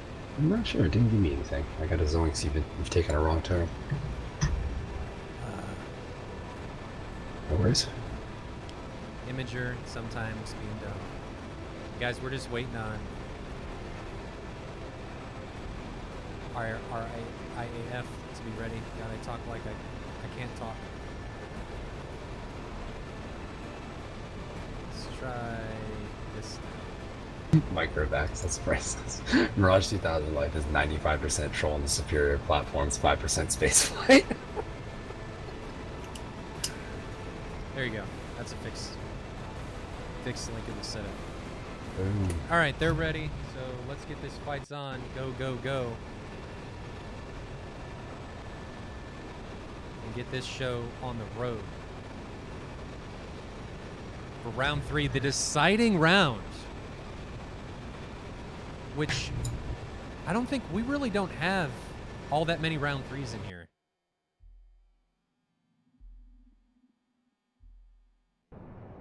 Why is it going above? I'd love to know.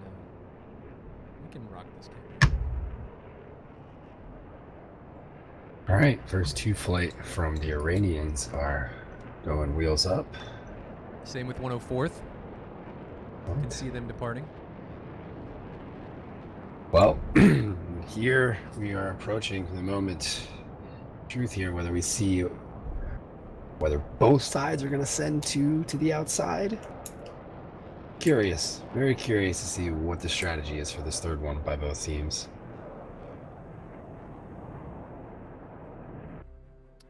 Second 2 are departing.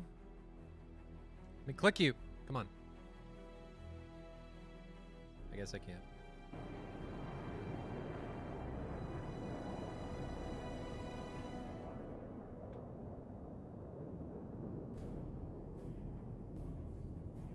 Sorry, guys.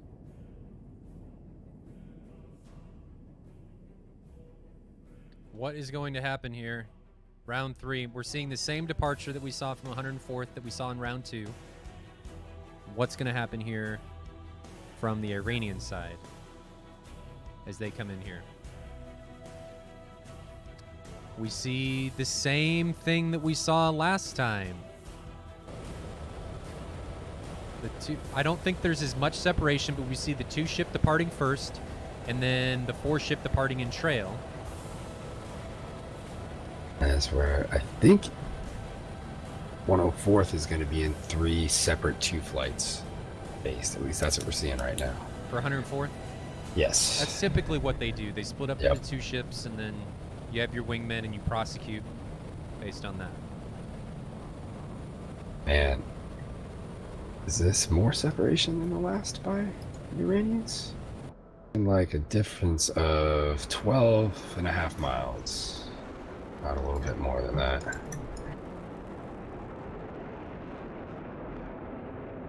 Okay, what? Yeah, we're seeing the same thing out of the Iranians.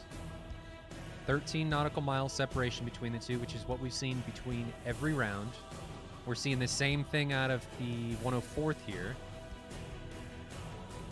Are they going to execute it differently as they come into the bubble?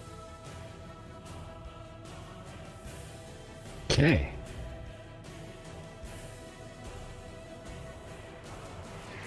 I'd like to see some different stuff. I'd like to see It. I was as the notification has just informed me. I was about to make the comment. It seems like they're both approaching bullseye at roughly the same speed and distance right now. So yeah, they are. They're about they were equidistant from very the center yep. of the bubble here. What would 90 you like to miles see, apart. Joel, from both teams? I guess we've been talking about this a little bit throughout the rounds, but what would you like to see? Let's talk about the Iranians specifically. How would you like to see this round start from them? Well, you know, I'd like to see them pretty much keep what they've been doing. I'd like to see them run this same tactic for a 3rd straight time and see what the 104th does in this situation now. Now that they've run it, or excuse me, now that both sides have kind of run that tactic, and just to see how one side responds to the other doing it a 3rd time in this situation. But it does look like we're getting more separation out of 104th now that lead flight seems to be pulling ahead a decent bit.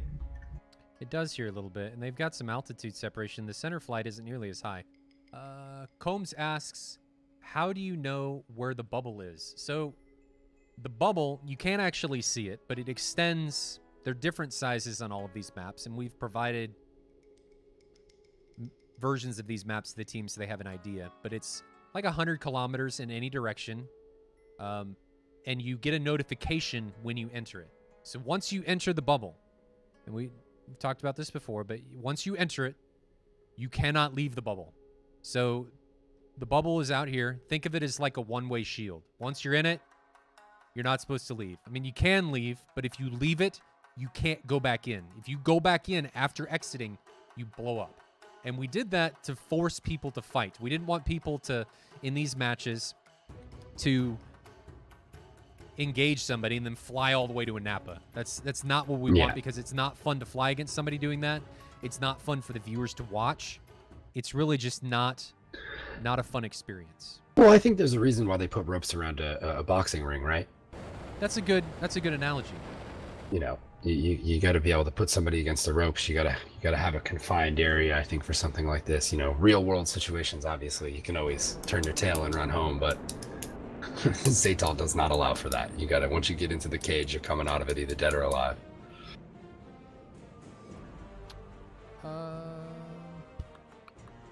Darkside Rob asks if did it not allow you to send a link, Darkside? If it did, don't worry about it. It's all good. So we see the Iranians taking the same approach as they have from all the other rounds. And it does not look like 104th is doing so. So this is, you just asked the scenario I'd like, and here we are, we're getting it now. And this is where I think the real true factor, and this is going to come in, is how does 104th respond this time? Where do they send the fighters? Do you split one of these two flights off and keep that main pack headed towards the floor fight in the middle? Now, with the amount of separation they have right now, that seems like that would be a difficult thing to do, because you're still going to get a 2v4 matchup up the middle regardless with how far back the two trailers for 104th are. So you gotta do something to deal with the flankers. It just depends on how you execute your outnumbered engagement. This 104th is Iron Mike, and has told me repeatedly they practice the bag and drag. So I'd like to see them bag him and drag him into a situation that the Iranians don't know there's a guy waiting for them, or there's a there's a 120 that they don't know is coming. But looks like a course change from Fallen and Stooge, maybe. Yep. Well, looks like just Fallen. Looks like Stooge is. I think he's coming back into the center now. I think they're just spreading out a little bit. I'm telling you, I think Fallen is going for that outside flanker. I hope he's not going by himself. Yeah, it looks like he might be. Like I don't he know. is. Because Stooge is certainly keeping course, and he seems to keep deviating. Now, the real question is Stooge going to break off to the guy to the north, or is that going to be the responsibility of the back two? Well, and what we're seeing now is there's significant altitude separation between the 104th guys and the Iranians coming in. So the 104th guys are at 40,000 feet, and Hawk is actually in the weeds as he comes into this fight. I don't know if he's been seen. I don't think he has. And this could spell disaster for Mustang or Blaze as they come into this, because I don't think they see Hawk as he comes in here. Hail of missiles out from 104th right now, and now we're finally getting the Iranians responding. They're passing in the air. Is Razor going to be able to defend those 120s? No. Razor eats one of those 120s as Blaze and Mustang extend away from that fight. And again, guys, it's just defending too late. You're waiting too long to get into these engagements, and you're tunnel visioned onto your bandit, and you're thinking, I got him, and then you don't defend, and then you take a 120 to the face. All right, so we have two 104th fighters turning cold. I'm sorry, three 104th fighters turning cold, three heading back into the fight, and we still have 104th now with a one-man advantage in this. And we've got an ET coming from Stooge. I think that's on Hunter. Does he know that's coming? Does he know it's coming? There's some flares. That should be dead. That missile should no longer be effective. It was fired from long enough away that it's probably going to be out of energy anyway by the time it reaches its target. So we're down one guy on the Iranian side, 6 still for 104th. And 104th looks to be heading mostly cold right now. Still quite a bit of separation from the Iranians. I get the feeling 104th is a little bit tighter in together. Mustang's got a pretty good position coming in here. On who was that? On Hawk. I don't think he sees Hawk. Hawk is still very low. Fallen seems to have two Gunslinger and Whiskey approaching him, but he does have Blaze heading in to back him up. But I think Although Hawk... I think... Go ahead. I'm curious at what point... Hawk is in a lot of trouble. There's the ET, and it takes him down. He got himself in trouble there by increasing his altitude and showing himself more than likely to the GCI and Stooge was just able to say, hey, what's up, and put a missile right on him. But now we've got, I think this is Mustang or Stooge trailing one of the Iranians, and he's at his high 6 o'clock, and it's spelled, that's just... Yep. Ooh, what happened there? Uh-oh, I'm feeling like if that's a one... Nope, that did not. I don't know what happened there. Maybe I was spectating a different person than what I thought was going on. There's a matchup going on, 2v1 in the south here, Whiskey and Gunslinger versus Fallen. Couple of evasions that just went on there. And now you have one Iranian fighter stranded with a gaggle of them in between. Yeah. Challenger 67 to the north there. How is he going to be able to rejoin with his 2 other squad mates? Because there's certainly a lot of 104th in between. We've got an isolated incident of Blaze and Gunslinger coming together. Don't think we're going to be able to see them. Gunslinger's got missiles coming on him. Did we lose another Iranian there? I think we lost another Iranian. Gunslinger gets popped. No, we haven't. It's been Gunslinger died, but okay. Challenger just died. I think he just flew into the ground. So Alpha Whiskey is all by himself. And 104th still has all 6 pilots remaining. Wow. It's a big, big turn of events here. Indeed. And here we have 1v1 with Fallen and Gunslinger. Or Whiskey, pardon me. Whiskey still evading. Still hanging in there. He's about to be in a world of hurt. 2 on him out right now. And he gets splashed. Ooh. Do we just lose 2? How did we lose 2 104th guys? We did lose 2 104th guys. Only 4 remain. They got to make it back now. So did Alpha Whiskey effectively get a double kill that I missed there real quick? Whiskey scored a victory against Fallen. And Hunter, IRIAF Hunter disc. I don't know what happened there. That was interesting, but regardless. Fallen got killed and... Or Fallen crashed and got a kill? Yeah, no, I'm not sure. But regardless, we see 104th coming out on top with 4 pilots remaining. They've just got to make it back. They are 50 nautical miles outside of Sinaki, so they've just got to make it back. I'm assuming that they're going to be okay on fuel, but I'm sure the Iranians are going to have them RTB just in case. Interesting. Well, that certainly turned out differently than I think both of us were expecting there. I was expecting a little bit more of a close matchup for the rubber match, just based upon what we saw there. But that turned into a lot of that whopping. Came from the Iranians using the same tactic all 3 times and putting themselves in positions where the north and south guys that flanked out were just by themselves. And it yeah, a credit to 104th for being ready for it the 3rd time when they saw it, you know. Yeah, that's almost the equivalent of running the ball up the middle 3 straight plays, and you know, some wisdom I think will tell you that at least one of those is going to get the ball through the line, which I think they did on their first win there, just catching them off guard. But credit to 104th for making the adjustments throughout the last 2 rounds to pull that off, you know. Agreed. So real quick, Joel and I have been working on the channel. We're doing some stuff. We're getting to a point now. I mean, we're averaging about 120 people by the time the stream ends, maybe 130, which for DCS I think is pretty decent. But we're getting to the point that we need help. So if you think that you may want to help with anything, even if it's just being a mod in the channel, shoot me a PM. Like for things that we had issues, I think one of the TAW guys or somebody was asking about a link and stuff, and it's just, if you want to help or think you have something to contribute, shoot me a private message either on the Splash One Discord, here on Twitch, whatever. But yeah, if you think that you've got something to contribute or do, even if it's a mod just for the channel, let me know, and I'm all open. So as we watch these guys RTB, then we'll watch the TAC view real quick. We'll wrap it up and get ready for next week. Joel, can you check who flies next week? Half says, can I run the scoreboard? Oh, man. Okay, I am going to the website and I'll let you know.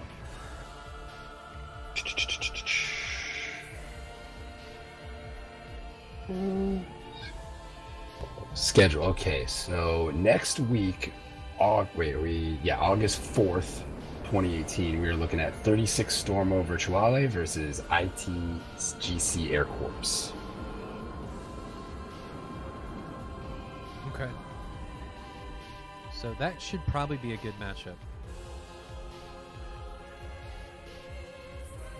I would assume so. I don't know if I've gotten the pleasure of watching. I think I've watched ITGC one time.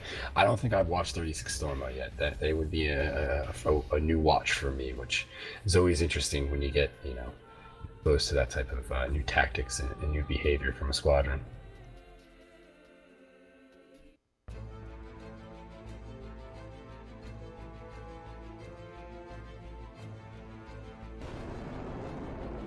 Looks like they're descending now. They're getting closer to home base. Sanaki is now 20 nautical miles out.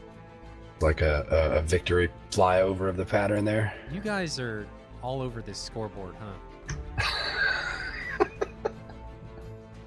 I can probably do remote control if somebody actually wants to run the scoreboard, but you gotta be committed. The moment that last plane explodes, see, well, they haven't landed yet, so I mean, technically, the scoreboard shouldn't be updated. The moment right? the last plane explodes, scoreboard, scoreboard, update it. It's like, let's wait till they get on the ground. What happens if something happens and they all crash right now? I mean, then technically the scoreboard's incorrect, right? I mean, then we're not. Then it's all your fault, chat, for telling me to update it and not being right. You guys are terrible people. Scoreboard tings.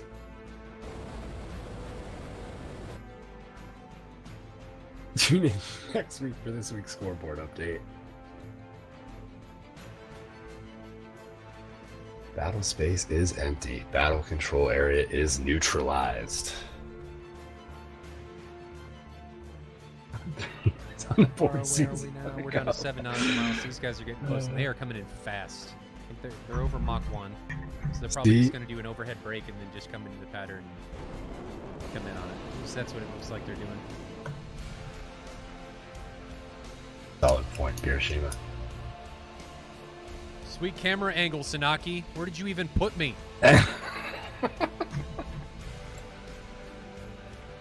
Where's the airfield? Looking at this lovely oak tree. Is it pine? I'm not sure what's native there. Is this Sanaki? Yes. Yes, that's you were looking for Sanaki, correct. There goes, I think that was Mustang in the break. There goes our second guy in the break. So we've got Mustang leading the break, then Spade, then Dozer, then Stooge.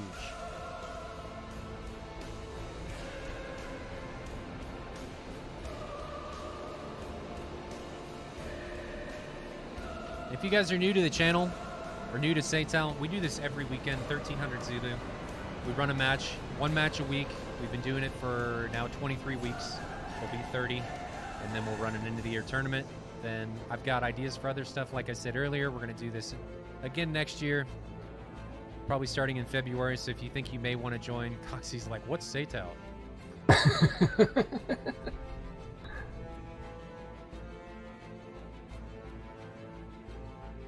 Watching Mustang come off onto base, and then in for finals.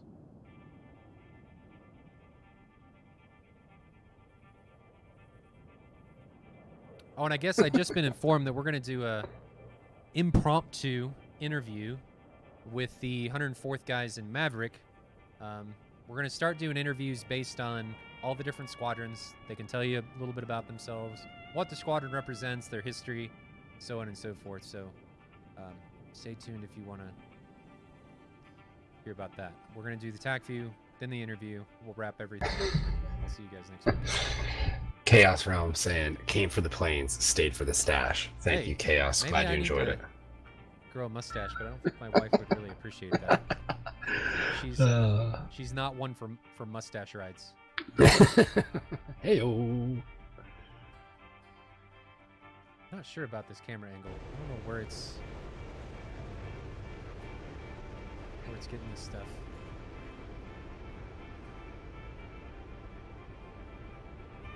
104th looking good as they come in. Nice even spacing between them as they come in for the overhead break.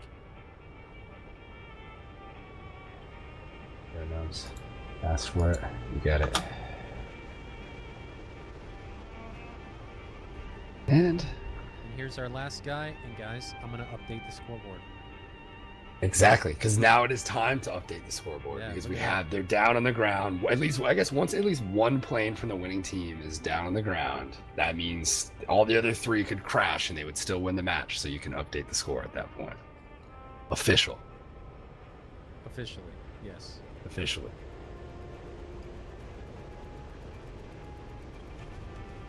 Last guy landing.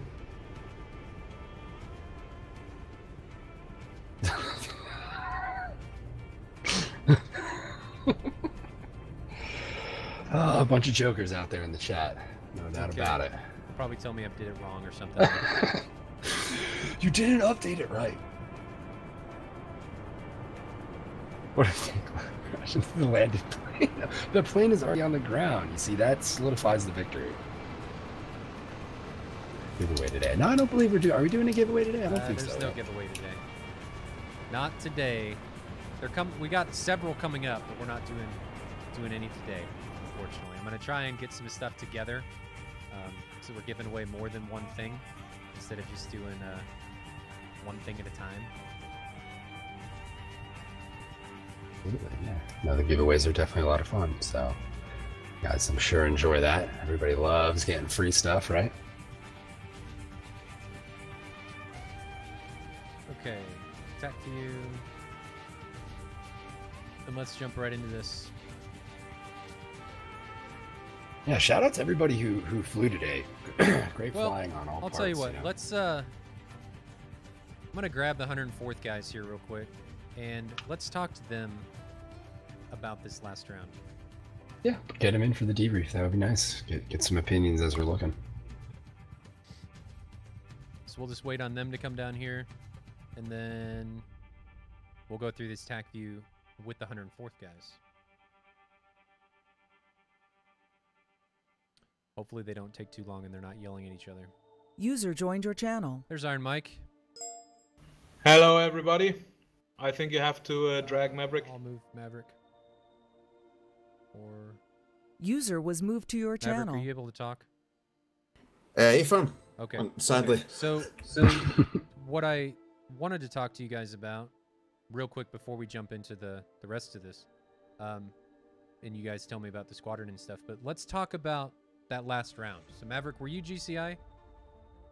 Yes. Okay, so take us through, well, let's start at the beginning. Take us through your thought process of what the Iranians did and how you guys dealt with that split, because it seemed like you guys had trouble with that in round 1. Yeah, they basically just did a very good job in round 1. We went in there, we didn't have the focus that we should have had, and we made some fundamental mistakes literally right from the very first missile that was fired. So those guys were able to capitalize on the confusion. They've obviously been practicing. That was like very evident from us, especially in round 1 straight away when they handed our ass to us in pretty quick succession. So yeah, basically they went in there with a plan. They stuck to that plan in round 1, and they capitalized on the confusion and did a great job. They did a great job. Really took us to school. So now let's move to round 2. And what did you guys talk about? Anything moving from round 1 into round 2? That maybe if they did the same thing, take me through that process. Yeah, like I said, we were a little disorganized in round 1, and in round 2 we sort of knuckled down and focused on doing the basics properly rather than going in and maybe thinking about stuff that we shouldn't be thinking about. So yeah, just looking after the basics, understanding, but we just broke down what went wrong and identified the mistakes that everybody made, so that no one went in the next round thinking that that they could kind of do the same thing and it would be good enough. So yeah, it really worked out. So was there anything in particular that you guys came up with for plans or anything about, you know, if they do this again, how are we going to prosecute or react to it? I mean, did you guys... Yeah, so we started, you guys probably noticed, we started coming at them rather than one big package like we did in the middle. We split it up into 3 different 2 ships separated by roughly 10 miles. So the plan was to stay focused on the 4 ship in the middle if they did the same thing, which they did. They basically came at us with the same plan.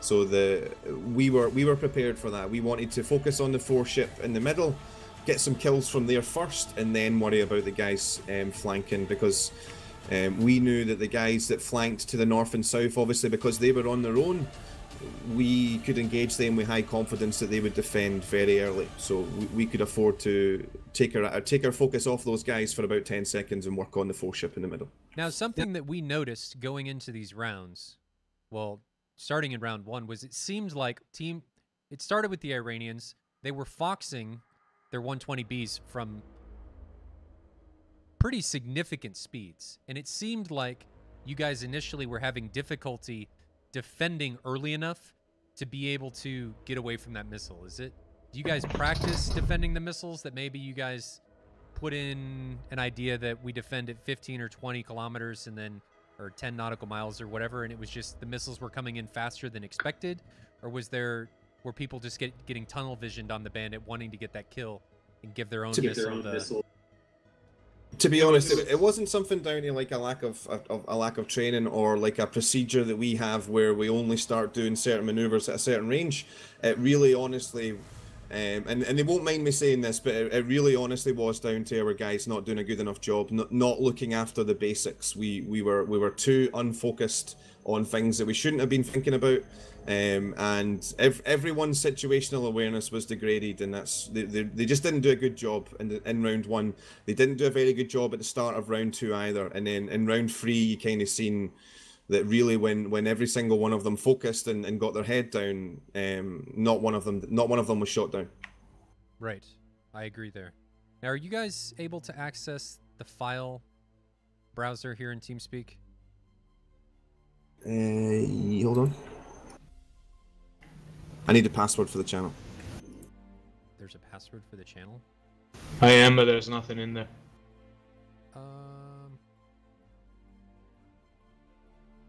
Let me...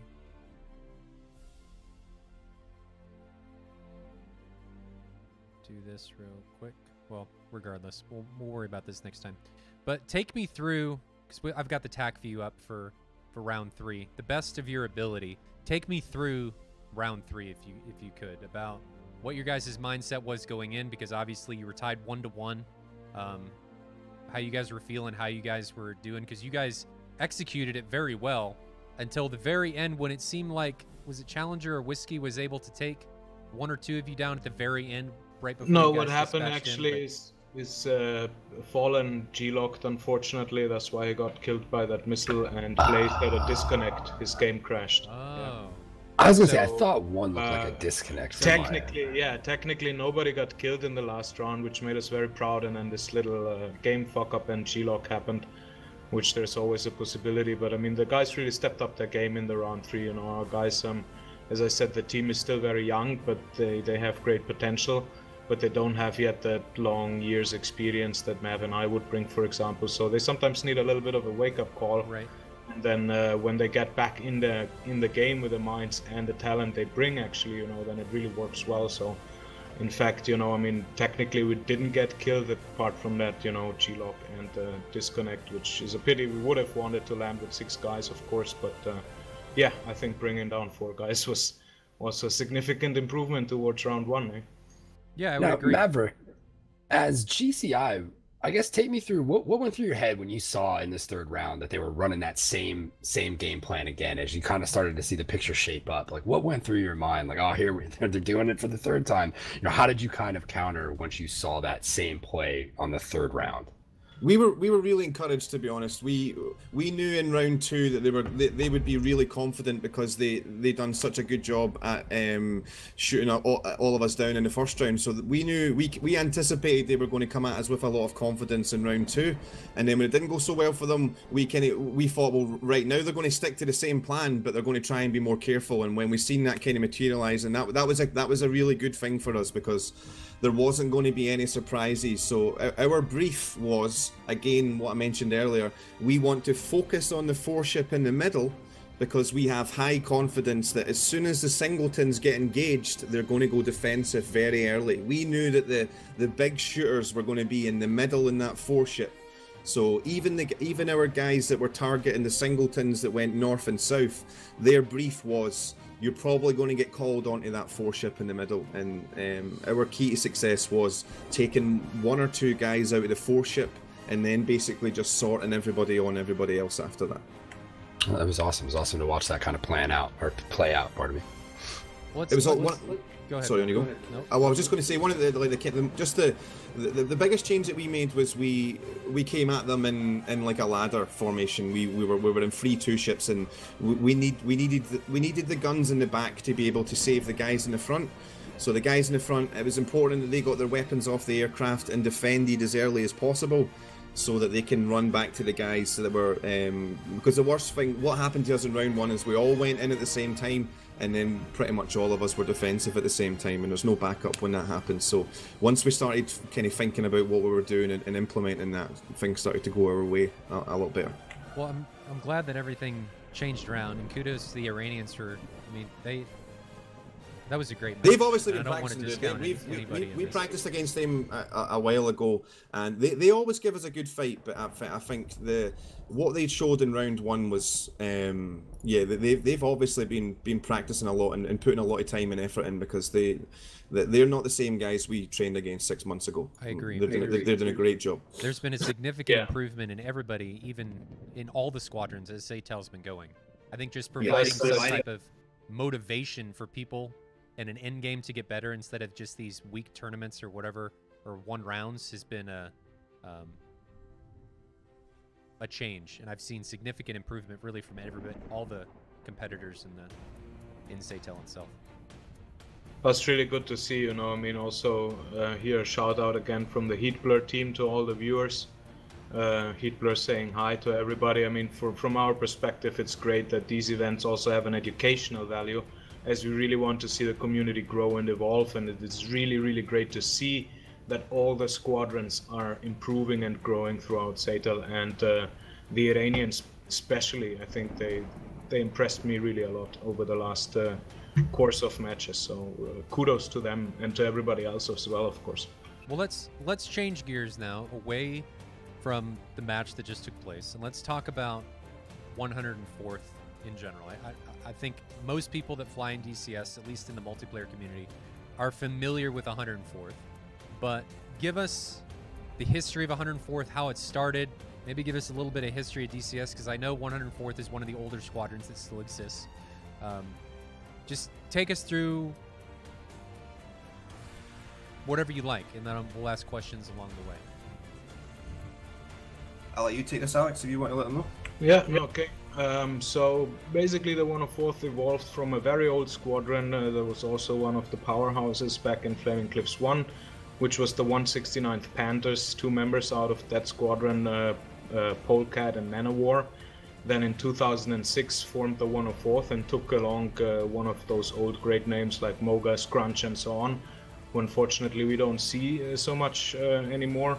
And then 2 years later, or actually no, 4 years later, Maverick, Riptide and Spade joined up, and basically we grew into these positions, and we had a really great stretch of 8 years. I would say we lost in those 8 years only one multiplayer event. All the others we won. I think the pinnacle of that run was then in 2016, when we finished as SATAC champions, where we lost only 1 round against all the squadrons. It was all against 0, so that was a really great thing. And then after that, Maverick and I started to take a little bit of a backstep, because after 8 years of hosting the server, I mean, our server is the most longly hosted server with more than 80,000 hours of non-stop hosting, and that involved a lot of commitment, especially by Maverick. I remember times when we set up alarm clocks every 4 hours at night so we could get up and restart the server before we had the restart script, you know, just to have multiplayer going. Because back in the day, you know, I mean, there was not much of an alternative. There was the 51st server as well, and those who were around for long enough, they will remember that sometimes it switched within the community. So a couple of months the 104th was populated, and for 1 or 2 months the 51st got populated, and then the 104th again. So between the 51st and the 104th, you know, we were always trying to keep multiplayer alive, and it went down then when the missiles became bad in DCS and stuff, with crazy things like Maverick and I flying around without missiles, so people could shoot us down and not get, you know, frustrated and leave the server. I mean, we went to great lengths, you know, to really provide a multiplayer environment to the community. Lately that has luckily changed with a lot of great servers showing, which is really great. I mean, we never wanted, you know, to be the single server. The more servers there are and the more players there are to fly, the better it is for the community. But yeah, it took long years of really sticking and hanging in there in order to keep that up, and Maverick here especially has done a great job in keeping that server alive, creating great missions that of course are mainstream missions, but that was also always a focus for us. You know, our 3 pillars for the server were always stability, reliability, and accessibility, while not providing any aids like external views and so on, labels and so on. So, you know, we wanted to have that great mix so that people, even who are newcomers, have a low entry level into the server and they can choose the game, while others who want to fly more professionally can keep it as hardcore as they want. Yeah. And apart from that, you know, I mean, we invest a lot of time in training our cadets. Our trainings take like 9 months, up to 12 months. They're live trainings, 1 versus 1, with the instructor. The formation trainings are done in the L39 with the instructors flying in the back and so on. But I think that's enough from my side. Maybe Maverick wants to add a little bit here as well. I think he pretty much covered everything I wanted to say. Yeah, unless you guys have any other questions or want to ask anything specific. No, I think Iron Mike covered that. We got some questions about, you know, squadrons and recruitment and stuff. Is it something, is 104th open, or is recruitment currently closed? Because I know people are always looking for options.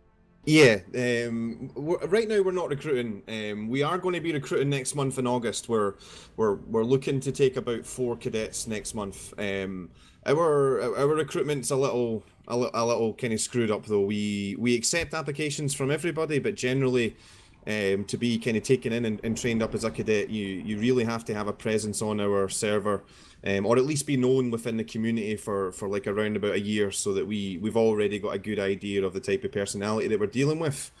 We don't take new people. We don't train people from like day one. Right. And that's a lot of people.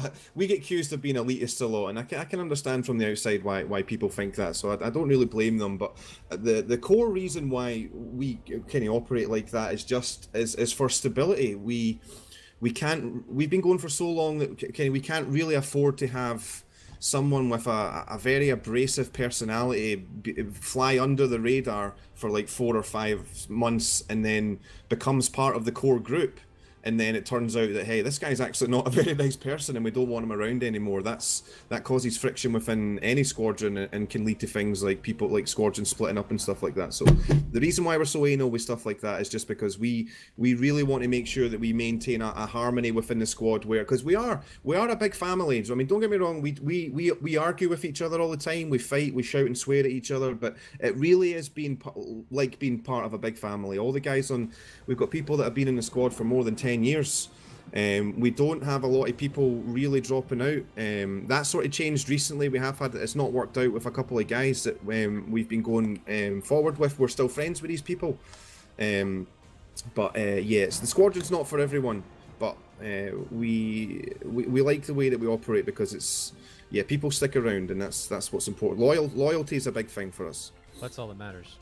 Yeah, commitment is also one of these things, you know, because we really think of DCS as a lifelong hobby, and people who are fairly new to the game, they sometimes do not know yet, okay, how long they're gonna commit to DCS and if this is really gonna turn out as their life's prime hobby. And so when we recruit people who have been flying longer in DCS and who already showed that kind of commitment to DCS as a hobby more than just a game, then we know also this is a thing. And like Maverick said, you know, personality, because we can teach almost everybody anything, but personality and to have like a good character, you know, that is something you cannot teach. And we really want those guys who are not only there for their own ego, which we all have, of course, great egos and everything, you know, and all of our guys are divas, but at the same time, for us, community work is extremely important. And we see ourselves a little bit like an institution within DCS. And of course, we're looking also for people who are willing to support that kind of institution and carry on that community work and really help new guys to get into the game, to provide infrastructure for them to have fun in multiplayer, with our big focus, of course, being multiplayer and so on. So, you know, this is also one of the great values of the 104th, I think, and that's what we're looking for in people. Yeah, that makes sense. Absolutely, and I think we spoke a lot about that throughout today's match. Is chemistry and experience being, you know, two of the more paramount things I tend to look for when looking at a matchup like this. You know, I think people watching may not necessarily have an entire impression of what chemistry and experience can really bring to the table when you're doing something like this. It's so important to know, you know, with eyes in the back of your head, knowing where that other guy's at just based upon where he's saying. Yeah, but one of the flip side of that coin is we have a very interesting problem. Well, it's not that interesting, but we have a quite a significant problem in our squadron. If I'm totally honest, right? We actually don't work. We are not very good at working as a team. All right, I'm not going to try and bar it up, and I'll just tell you honestly. All right, our teamwork needs a lot of work. We're very, very lucky, right? Every member in our squadron is very talented at what they do. We have some of not all of the best, all right, but we have some of the most talented pilots in the sim flying our squadron, and individually, all right, they're all very, very dangerous. Every single one of us on our own can look after ourselves and doesn't necessarily need a wingman to shoot someone else down. But when you put all those personalities and all those skills and all those egos into a team of 6 and then ask them all to work together, that's not as easy as it sounds. Hold on 1 second, sorry. Yeah, I'll take over here. So Maverick's totally right, you know, and the big difference between the team that we have now, well, there is older pilots flying here as well, but with the newer pilots coming in, you know, I mean, when Maverick, Mustang, me, Riptide, Spade, and so on, we flew together for 8 years, and we could just blindly follow each other because we knew exactly what the other person was doing, which was a very, very strong setup. Now we have very new people in the mix, and they still need to evolve that kind of experience. At the same time, for me and Maverick, it is very, very important to take really a step to the back here and let them gain that experience, because if it's always going to be us who are running the show, and then also, of course, you know, a bit the stamina has run out after 8 years, you know, I mean, it's Sure. It's not that we're kind of tired of DCS or anything, not even by a long shot, but, you know, I mean, leading a squadron is a really exhausting task, and we really want the new generation to take over now and to build that experience for themselves, and that's where you can see where we struggle a lot, you know, in this SATAL specifically. We have shown that, but that is okay, you know, because the tables need to switch every now and then.